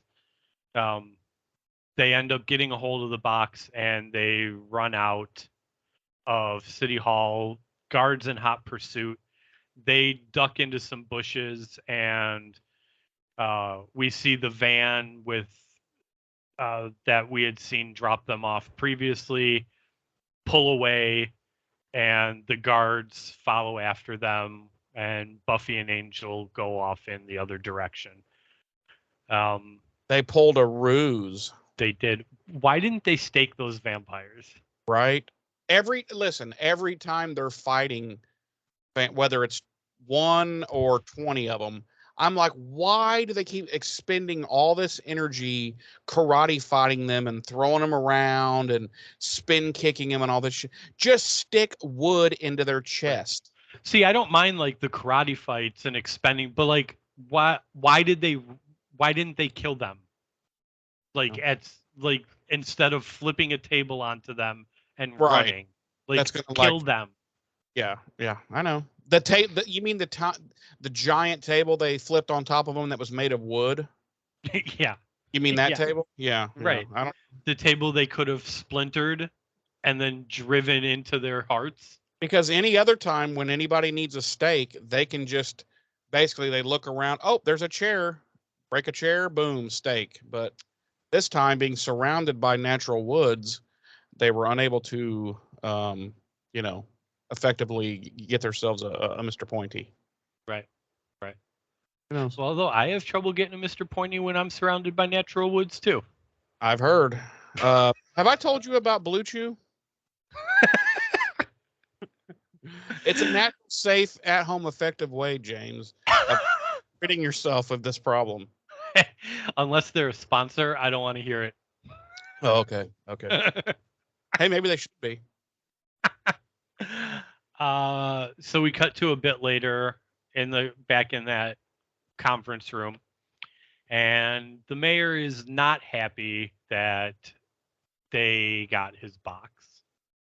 And not happy they got his box either, let me tell you. It wasn't something I enjoyed watching.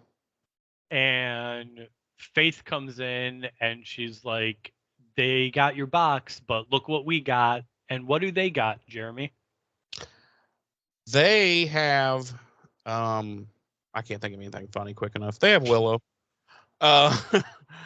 They in fact have Willow. And so the angel, damn it, the mayor is quite happy and giddy with Faith, like, good job. And then we cut to the library, and fucking Buffy is rightfully pissed. And she's like, how the fuck did you total idiots let this happen? How did you? Angel and I were busy being fucking badasses, and you fucking assholes just had one job. Don't let any of you get caught. That's the only job you guys had. Like, where the fuck was Giles and Wes? Did they just sit in that van the whole time drinking tea and like giving each other handies? I don't know about the giving each other handies part, but the first part, yeah, 100%. And then, wait, no, Xander wasn't with him, right? Or was he with him? No, Xander and Oz are back at the library. That's right. Yeah, sorry. So, anyway, Buffy is understandably pissed that they allowed Willow to be kidnapped. And, Angel's like, well, they must have grabbed her as soon as she got down off the roof. And I'm thinking, what does it matter how? Right. They got her. You guys suck. So they're all like, well, Buffy's like, well, then we're trading them the fucking box back for Willow. And Wes is like, yeah, no, we're not doing that. And Buffy's like, I'm the Slayer. We're fucking doing that. He kind of makes, I hate to say it, but he kind of makes a valid argument. I wanted to discuss this with you. This is a Yeah. classic case of the one for the many. Yeah. And uh, I wanted to I want to know. My intention was kind of like not put you on the spot, but like knee-jerk reaction right now. You have a choice between saving your best friend or saving an entire town full of people. What do you choose? I'm saving my best friend. Fuck the people. I'm just saying. I'm just going to be honest. You know, it's like this is my best friend who I love and have known for 7,000 years, and I'm going to make goddamn sure that they're okay. I'm not going to sacrifice them for the thousands that I don't know. Now, that probably makes me an anti-hero or whatever, but it's just I'm just being honest. What about you? I I would not save my friend. Wow. Yeah. See, I mean, that just shows that I'm a better friend than you. I don't know if that's what that shows. Oh, okay. But That's not what that shows. No, I don't know, man. I just don't think that I would give too many fucks about a bunch of nameless, faceless people I don't know. And looking at the one that I do know and being like, sorry, buddy, gotta let you die to save all these fuckers we don't know, and probably half of them are Republicans. I mean, I'm just no, I mean that's just me, but I think I'm a better person than you. So I mean, if you think that's what it means, that's fine. I I don't think, as much as I love my best friend, and I do, he's like a brother to me. I appreciate that. I'm not talking about you. Wow! Wow! ladies and gentlemen, wow! Wow! All wow! Wow! I'm hurt. I've never been so hurt in all my days. Well, look at it this way. At least you know that And I'm not getting sacrificed. You're not getting sacrificed. I feel bad for your best friend. I don't think. I think I would have an easier time dealing with the fact that I lost my best friend, but was able to save countless other lives, than if I saved my best friend and was responsible for the loss of countless other lives. See, the countless other lives just wouldn't. I would give zero fucks. And obviously, you're a hero type, and I'm not. It's just the way it is. Like I'm more of a practical, cold person probably than you are. Like you're more open and caring probably. Was a psychologist would probably say. Whereas I only care about the ones I love, kind of thing. You know. I mean, not like in the broad sense, I don't feel that way. But if it came down to like, hey, will you sacrifice this loved one to save these 1,000 people over here? I'm probably gonna be like, yeah, don't fuck that. You know. Yeah. That's why you're Batman, and I'm Mythos. Boy, you're a Boy Scout. I've always said that. Where were you? So yeah, they at the end of the day, or no, we need to, yes, no, okay. We need to right, the scene that finally solidifies what they're gonna do. Right. Here. So they're arguing back and forth. And it's heated. Oh yeah, it gets heated because everybody's yelling. Everyone is yelling. And, you know, Wes says this line where he goes, we have the box here and we have the ingredients and we have everything we need to destroy this fucking box. Therefore, putting an end to the Ascension before it happens and saving this town. And while he says that, Oz quietly gets up from the table, walks over, grabs the cauldron thing and the stand it's on, and just fucking wings it against the wall and destroys it. And then he kind of looks at Buffy and like, nods at her like, yeah, I'm with you. We're saving Willow. And at that point, Buffy just looks at Giles and she's like, make the call. And that's that argument just got fucking ended really quick. Don't fuck with the werewolf. Well, yeah, well, not only that, but like, Oz is the only one that was quiet the entire scene. Yeah. And that's why I said when we were Which he always is quiet and right when we so. were introing the episode, and I briefly mentioned this scene, it's extremely powerful. Mm-hmm. Because like I said, Oz doesn't say a single thing throughout this scene, and then he just eventually gets up and wings the cauldron against the wall, and like that's the end of the discussion. Yep. Like, and I don't think it's the best way to put it.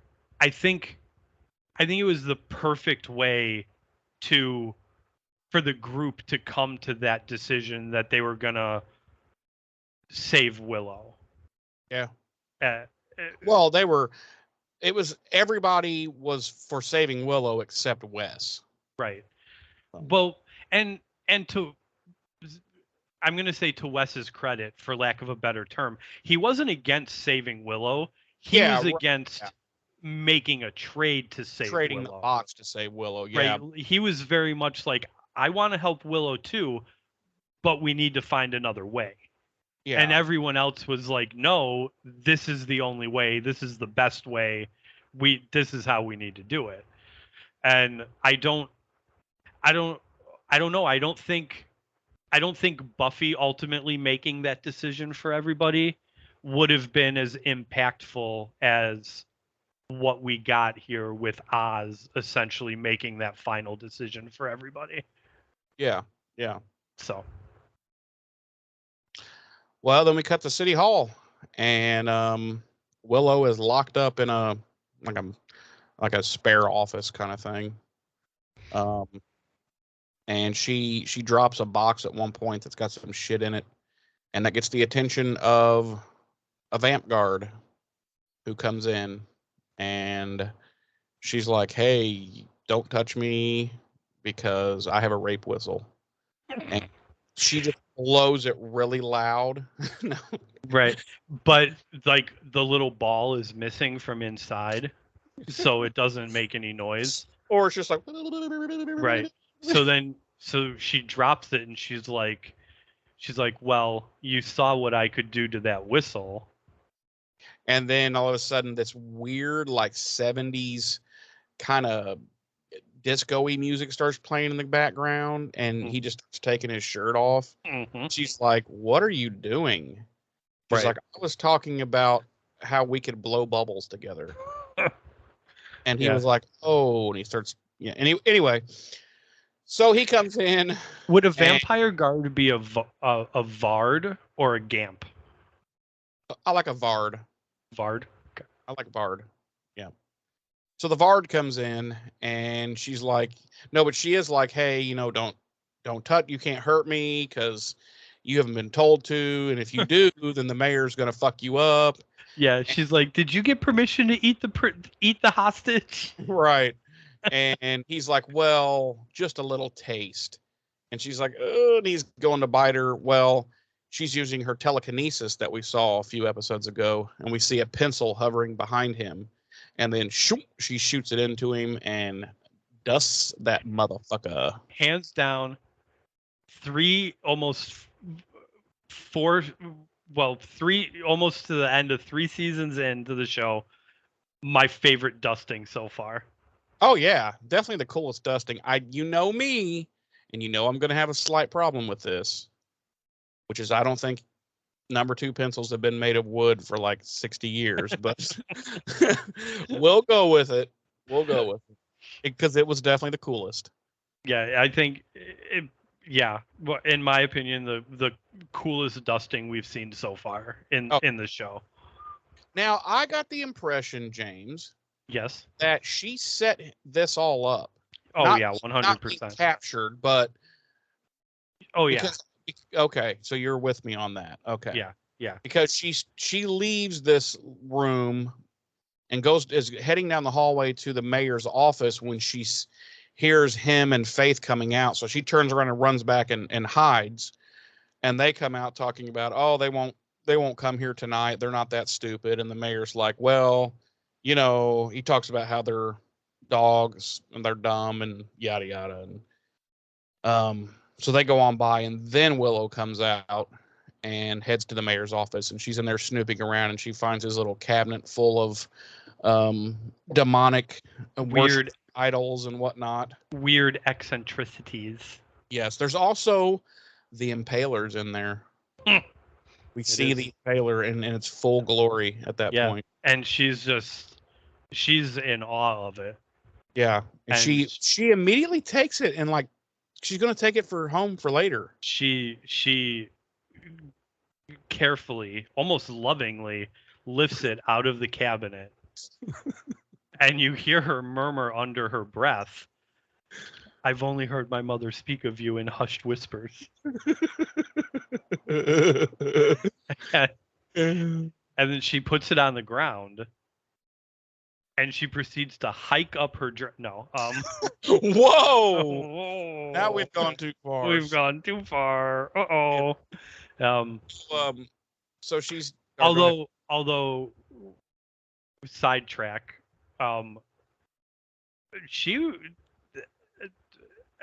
Willow's looking mighty fine in that dress she was wearing this episode. Oh, come on. Willow's always looked mighty fine. Well, yeah, but I don't know. There was something about that dress was long and slinky. It liked her curves. We'll put it that way.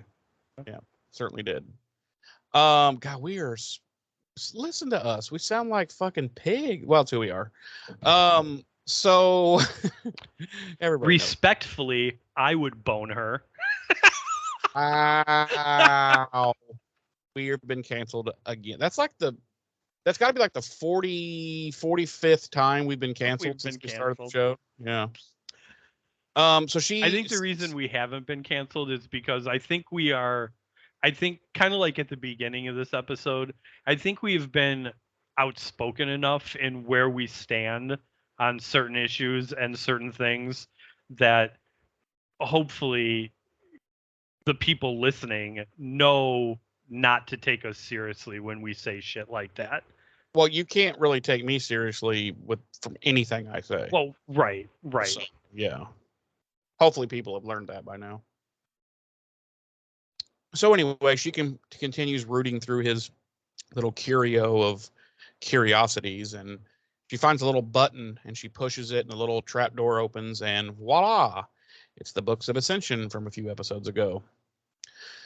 So she pulls them all out and sits down and commences to reading through them. And I'm like, why the fuck didn't you just get the books and get the fuck out of of City Hall and get the fuck back to this library? But anyway. Yes, sir. So she's reading through them. When Faith shows up, she's like, oh, what does she say? Ever the bookworm or something like that? Something like that. Yeah. Look at the little bookworm or something like that. Yeah. Yeah.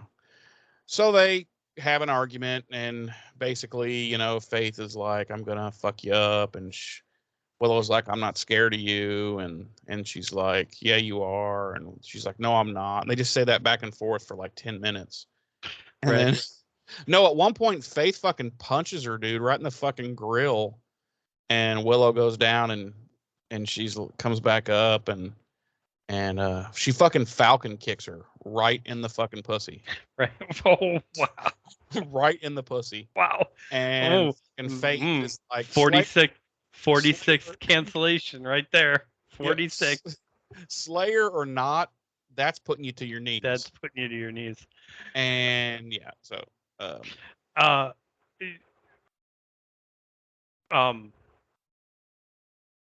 was I gonna say? Oh,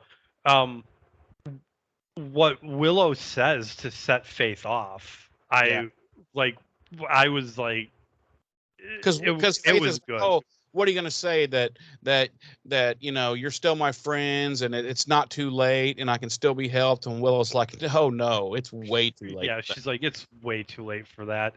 And Yeah. then she's like, she basically lays it all on the line for her. She's like, yeah, you've had a rough life, but boo fucking who, bitch? Like, There's people who have way worse. right. She's like, you had everything going for you. You're a fucking slayer.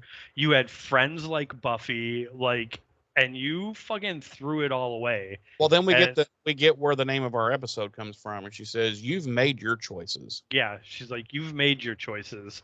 Yeah. And then that's when Faith like fucking clocks her. Yeah, that's when Faith clocks her, and then she gets up and fucking Falcon kicks her in the pussy. So Faith learned her lesson.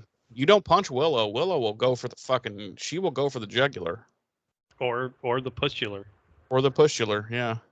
Because when she's down, she picks up the impaler and she's gonna fucking stake Faith with the impaler through the pussy. I was gonna say, and not through the heart. No. So anyway, God, what is wrong with us? I know it's too late at night. That's the problem. Where did I leave off? Okay, yeah. So at that point, the mayor comes in to the office and he puts a stop. He stops Faith from anything. From wrecking Willow's world. Yeah. Well, I don't know though, man. Even at this point, we know how much. Spoiler alert.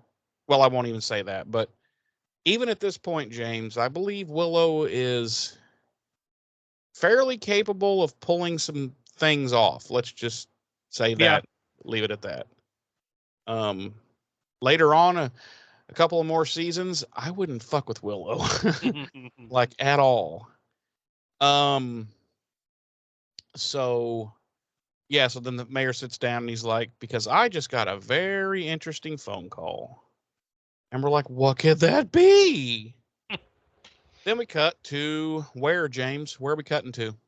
It's a flashback to the phone call he got, and he's actually at home already.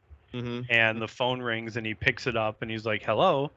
And then you hear on the other end, they're like, yes, is this Mayor Richard Wilkins? And he's like, yeah.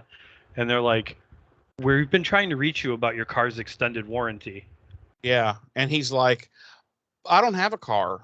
And they're like, oh, and they just hang up. Mm-hmm. Yep. That's it. That's all that happened. Yeah. And I'm like, so while he's recounting this to Faith and Willow, they're both just looking at him, and he's like, "What? That was an interesting phone call." And they're like, they're like, that you felt the need to come all the way back here and tell us that? to tell us about it. I don't Yeah. also like on the off chance that Faith had also come back. Yeah. Like Yeah. I don't. They're like, I don't know. It seems weird. And he's like, no, that's what happened. He's like, I've never heard of something like that happening. Right. They're like, that is very strange because this is 1999. Right. You may, in fact, be the first person to receive that phone call. That phone call, yeah. They didn't know. No. That fell flatter than 4:00.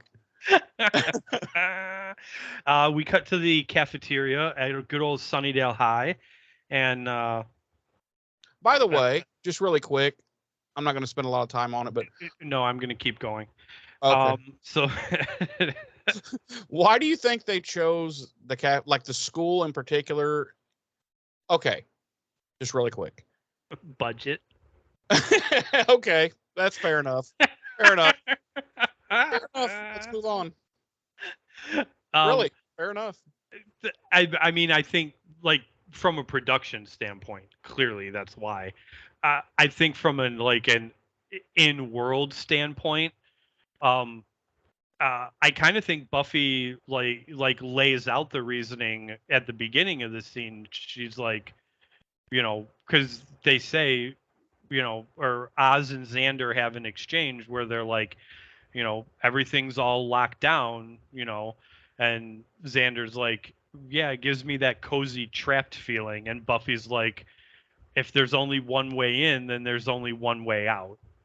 No. I get that part. And if What- that's what they wanted to do, why choose a school with 6,000 doors and 8,000 windows that they had to go like secure? Why Oh. not? You know what I'm saying? Like, why not? Right, and like real world explanation, I would say it was 100% budgetary for Oh the yeah. show. Oh Like yeah.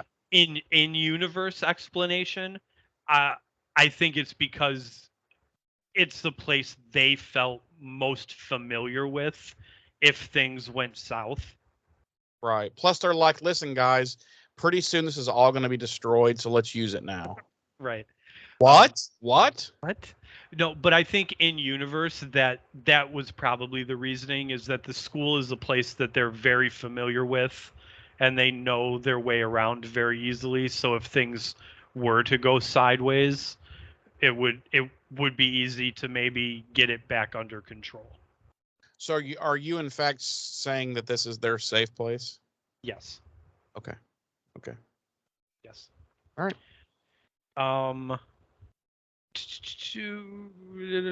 So the mayor and Faith with Willow show up, and of course with a couple of henchmen, and the mayor gives some what he calls fatherly advice to Buffy and Angel, and Even though Angel's way older than him. he basically tells them that their relationship is doomed, and that Angel's immortality will cause problems, and not to mention that he can't have a moment of true happiness. And he mentions his wife. He says, I married my Edna May back in '03 Edna May. and stayed with her right till the end. And he basically says that as she got older and kind of grew senile, she started to resent him for his youth, and this and that, and he tells Angel that it's selfish of him to do that to Buffy.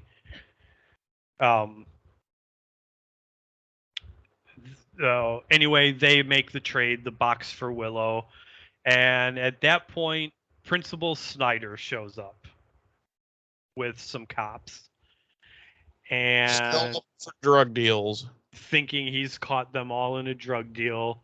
By the way, when did Snyder become so concerned with drug dealing? I don't know. Like, I don't think he's ever even brought that up before. But, buddy, this episode, hey, maybe this was when this came out. Maybe it was just Say No to Drugs week. Maybe. Okay. Things caused a drug deal. The mayor surprises Snyder, who's all like, "Oh my gosh, Mr. Mayor, I didn't realize it was you." Which Pretty good acting job. Thank you. Which on one hand was weird to me, because up until now, I think we've kind of been given the distinct impression that the mayor and Snyder were more Secret lovers. secret lovers. I've honestly That's what they are. I've Secret honestly always love. had the impression that they were lovers. Like maybe Snyder was really Edna May. Well, Snyder's definitely the bottom. My God. 100%. No, but seriously, like I've kind of gotten the impression that they were more like in cahoots than this. You know what I'm saying? Yeah, well, I never got that impression, but I always got the impression that Snyder was definitely scared of the mayor, Right. and definitely like, yeah, I guess that's the best way to say it, just scared of the mayor and like, don't fuck with the mayor. Like, I've always got that impression. I don't know about the Yeah. cahoots thing though. Yeah, I guess. I mean, maybe, I don't know. So anyway, the mayor's about to explain to Snyder what's going on, and one of the cops opens the box, which lets out this big bug-looking thing. Like it's like a beetle mixed with a crab, mixed with a spider, like Mixed with a demon. mixed with a penis. What? It just has a big floppy dong hanging off of it. It's like a Snuffleupagus's trunk. You motherfucker.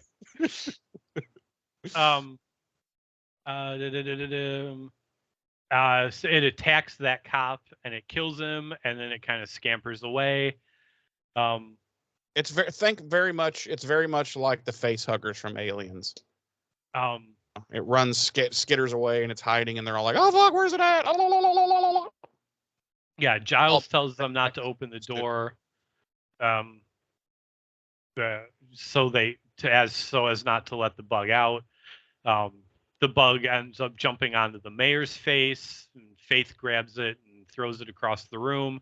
Of course, the wounds on the mayor's face heal right up, because as we know, he's invulnerable until the Ascension.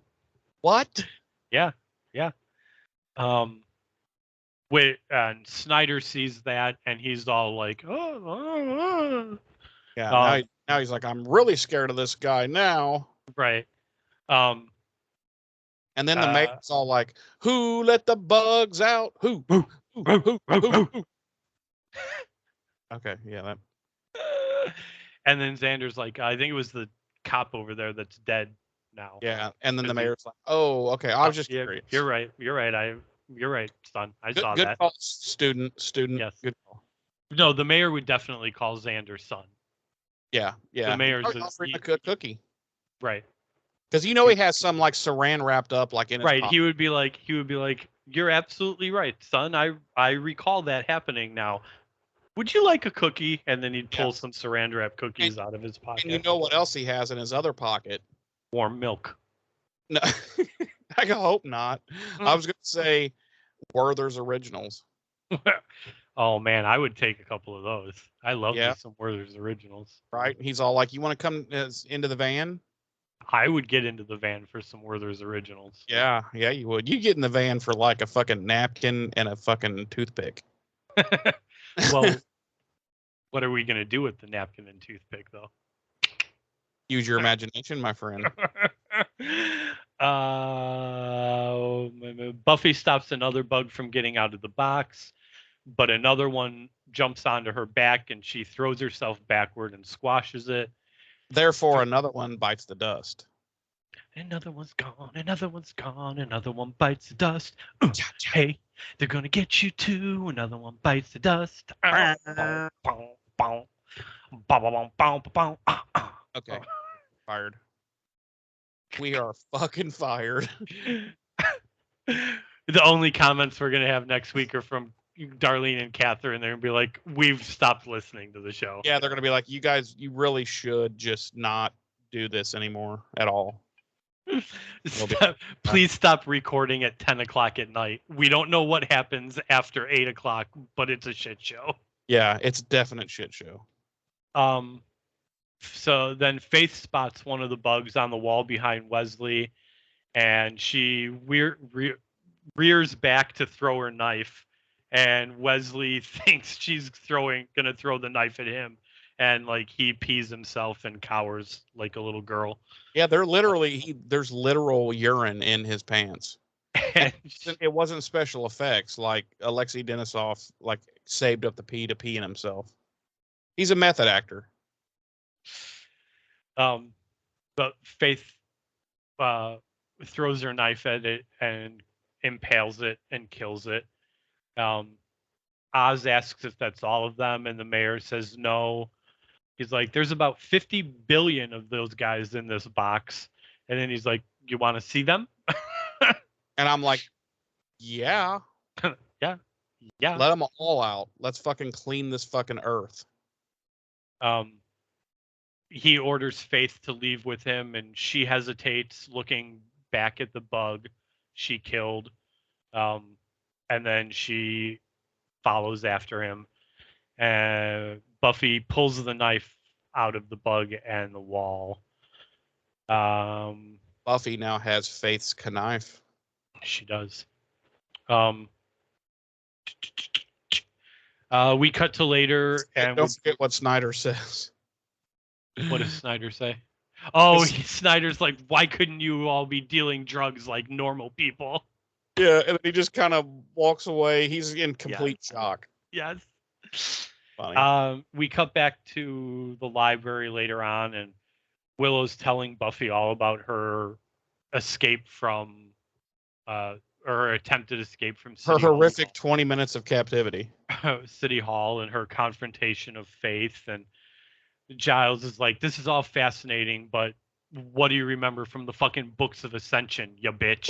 Wait a minute. Time out. Am I correct in assuming that she was both captured and released in the same night? Yes. Okay. So she was in captivity for like, I don't know, like 2 hours. Yeah, maybe. Okay. Go on. And she's kind of like hems and haws a little bit. She's like, oh, I didn't have a lot of time to read it, but there was a couple pages that looked pretty interesting, but I really didn't have a chance to look at them. And just as Giles is looking kind of disappointed, she pulls out a handful of pages from the books of Ascension that she had ripped out and hands them to Giles, and she's like, go decipher these. And he gets so happy and giddy. He does. She gave him, I don't know, a warm scone or something. Right. From her pussy. Oh my God. We are canceled. So what is that? 47? 47. 47 cancellations. We've been canceled almost as much as Arrested Development. I love Arrested Development. Right.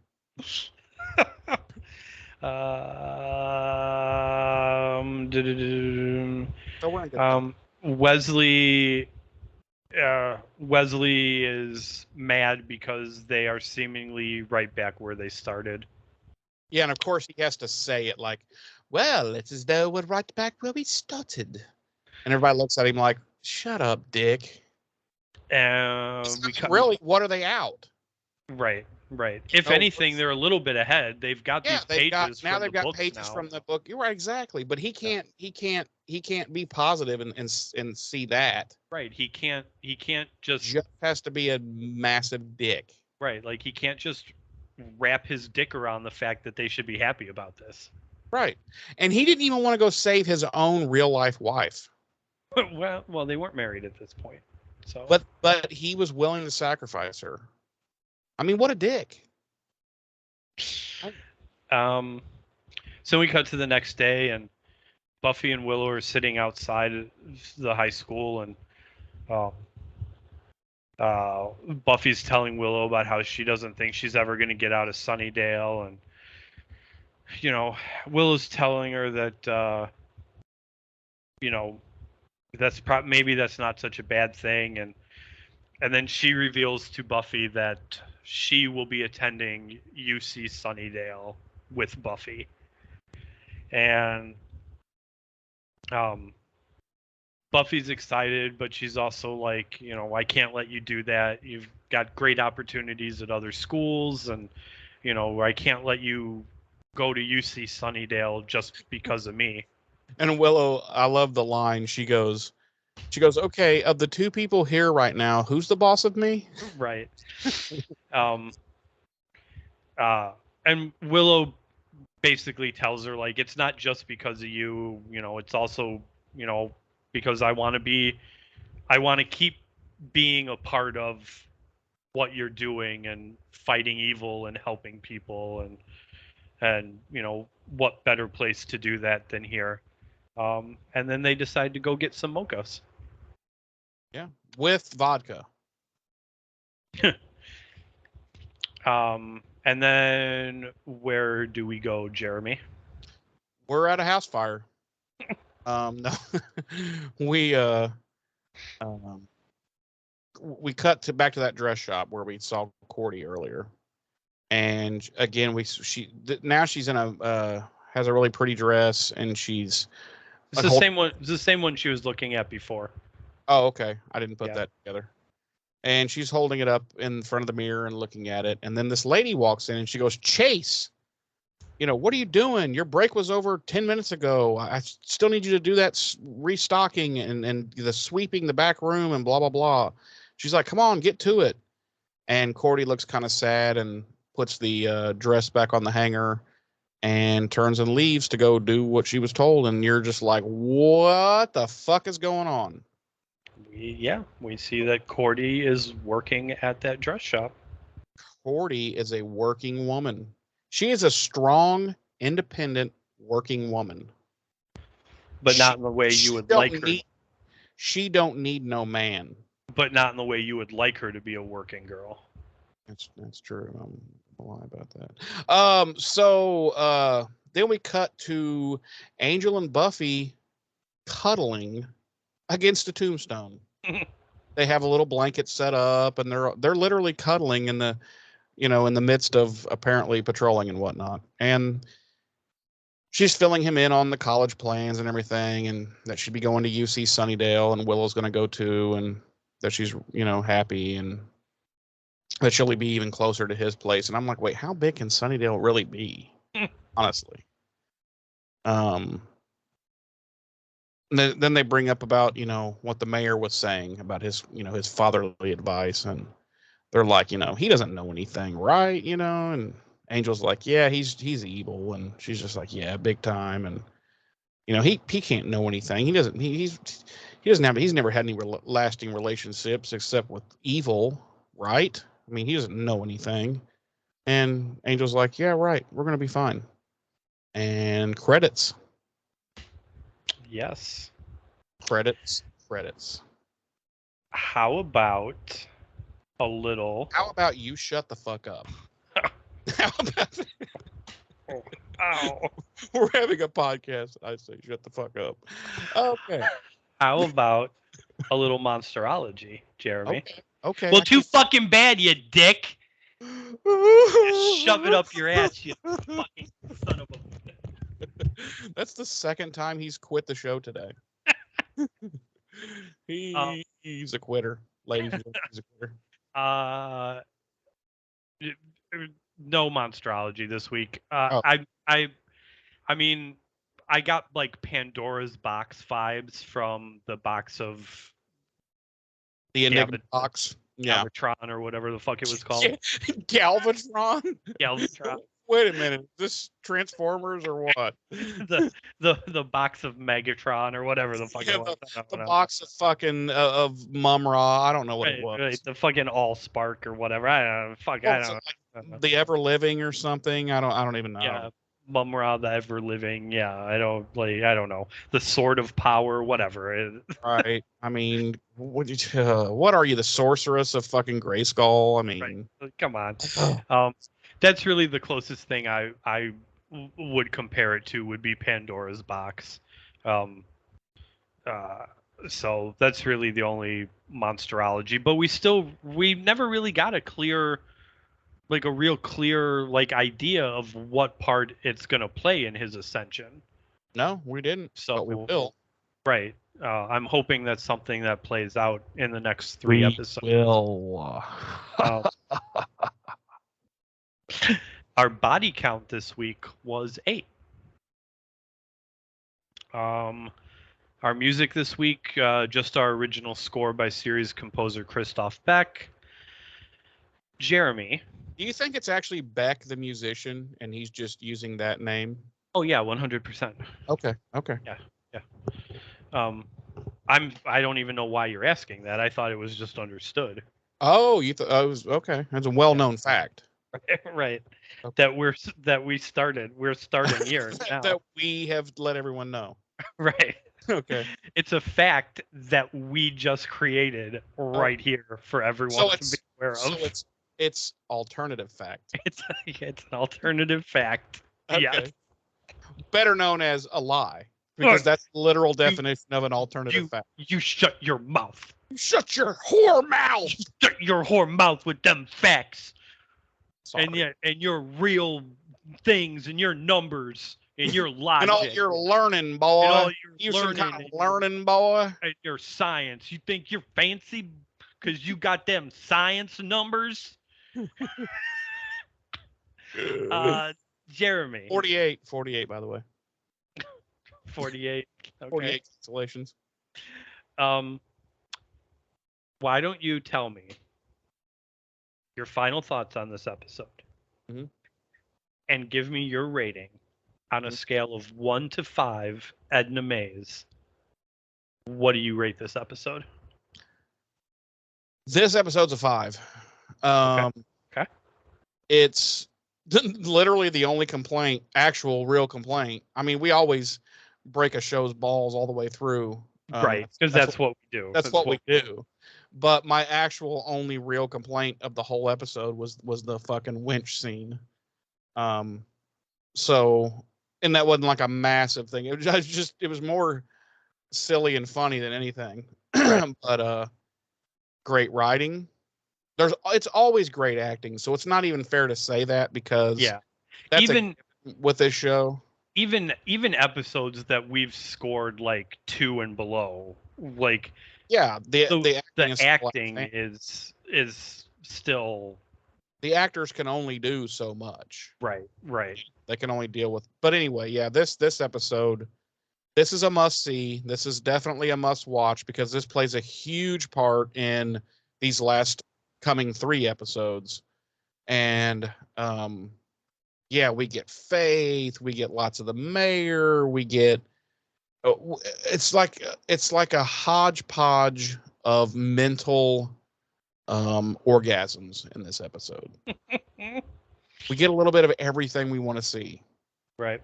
That I wish we'd been getting the last 3 episodes, but I digress. We hadn't. So it's a solid 5. It's a definite must watch.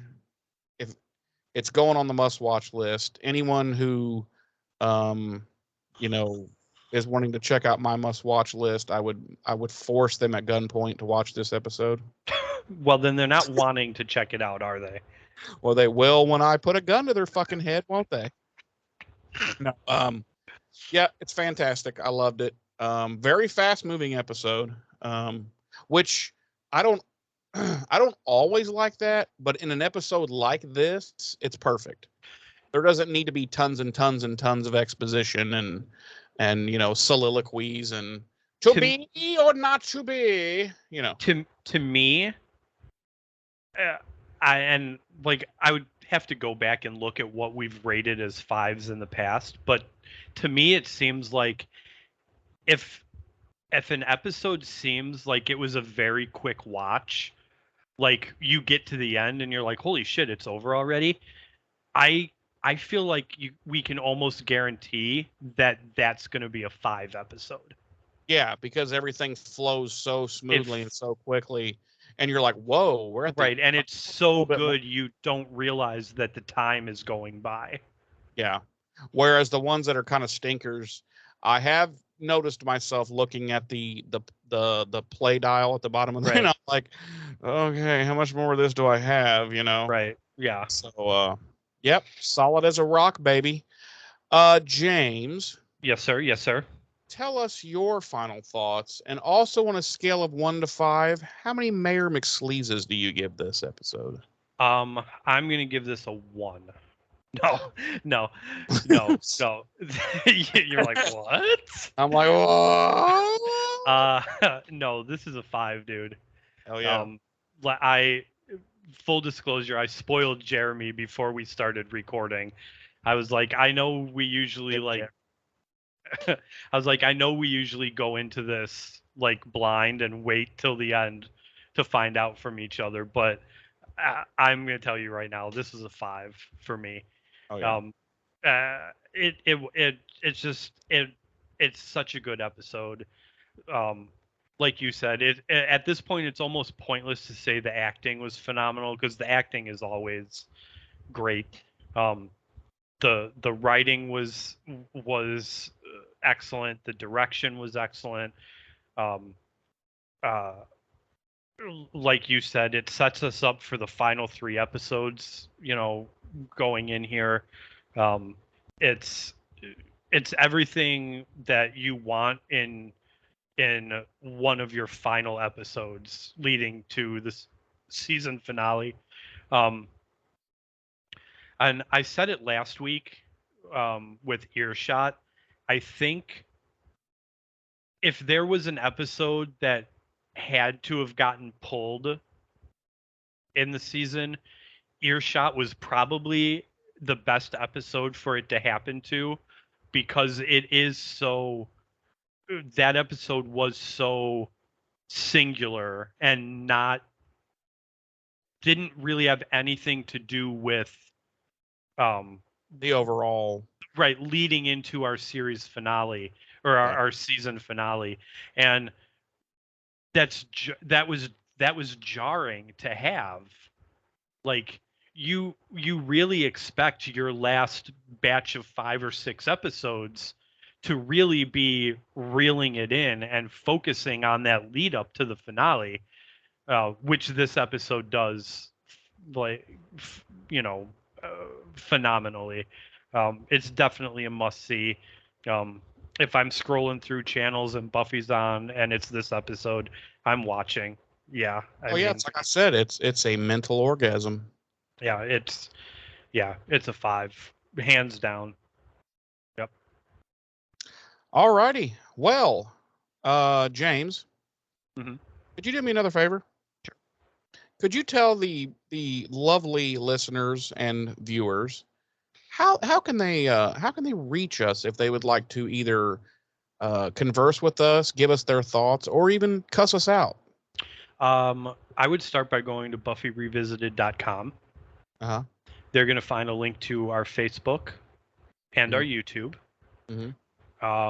They can go on Facebook and they can comment on any of our posts there. We post weekly about the current episode. Also, occasionally I will throw up random posts that I find interesting or that pertain to the Buffyverse. So yeah, they can comment on any of that stuff. They will also find a link to our YouTube where they can view the video version of this very podcast that they're listening to. This exact one? This exact one. Wow. And they'll be able to leave us comments there. They will also find a link to our email address, which is buffyrevisited@gmail.com. Feel free to email us. And we will address all comments and reviews and thoughts and criticisms here on the show. I used to say we'll respond to your comments. But you've grown way too high and mighty for that. On YouTube or on Facebook.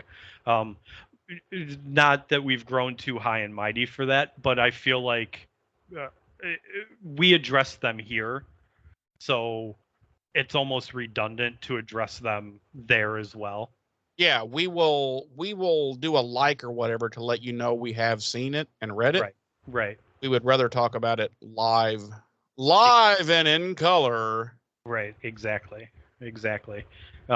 Occasionally, we might respond to try and spark further conversation if something, tickles us enough and we might want to. If my tank gets tickled, I will possibly. And we want to dive further into something that was said. We'll respond and do it there. But for the most part, yeah, we will like or love or in some way acknowledge the comment that you've left to us, and then listen for it to be addressed here on the podcast. So, Facebook needs the new, the like and the love and all that. Mhm. They need one that's like a nipple tweak, because I would use that a lot. Would you? Yeah, What if I just make you a GIF of me twicking my nipple? Okay. And then you could post that in response to people's comments. I'm good with that. Okay. Fan-damtastic. Okay. So anyway, James, any final closing thoughts or suggestions for how to use the impaler? No. we're ramping into our final 3 episodes here this season, and I Spoiler alerts, lots of 5s. Spoiler alert! I think we're in for a run of 5s here. There is a chance that our scale might get broken again.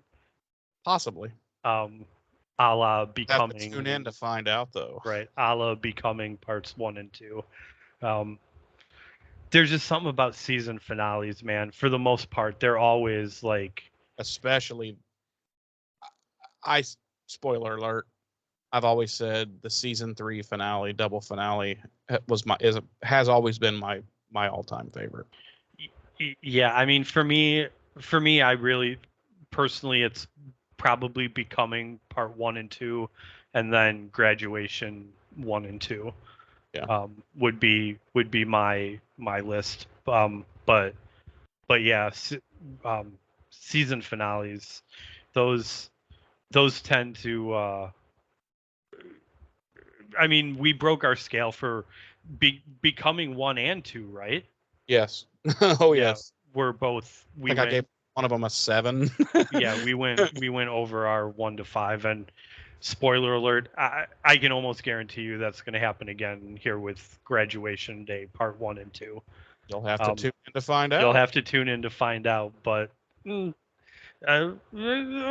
pretty good. Pretty good chance. And I only say that because thinking ahead, this might be the last time that actually happens. Yeah. Oh well, for yes, for Buffy. Right. Although I'll tell you now, listen, spoiler alert again. Angel for me probably edges out Buffy in my heart. There's the show, I mean. I'll give you a spoiler alert now for Buffy going forward. I don't know that there's any season finales that are going to break our scale for me personally, but there are standalone episodes that are going to break the scale for me. Yeah, and there are a couple of episodes that will break our hearts. Yes. But anyway, yeah, we're ramping up into these final 3, and oh man, it's a fucking ride. Yeah. It really is. Talk about a mind orgasm. Yeah. Buffy at its best, man. It really 100%. is. 100. So. All right, everyone, thank you for joining us this week. Next week, we will be getting into season 3, episode 20, The Prom. So, yeah, I'm looking forward to that one. And we're looking forward to seeing you all there. I have been one of your hosts. I'm Jeremy. I'm your other host, James. Ta-ta.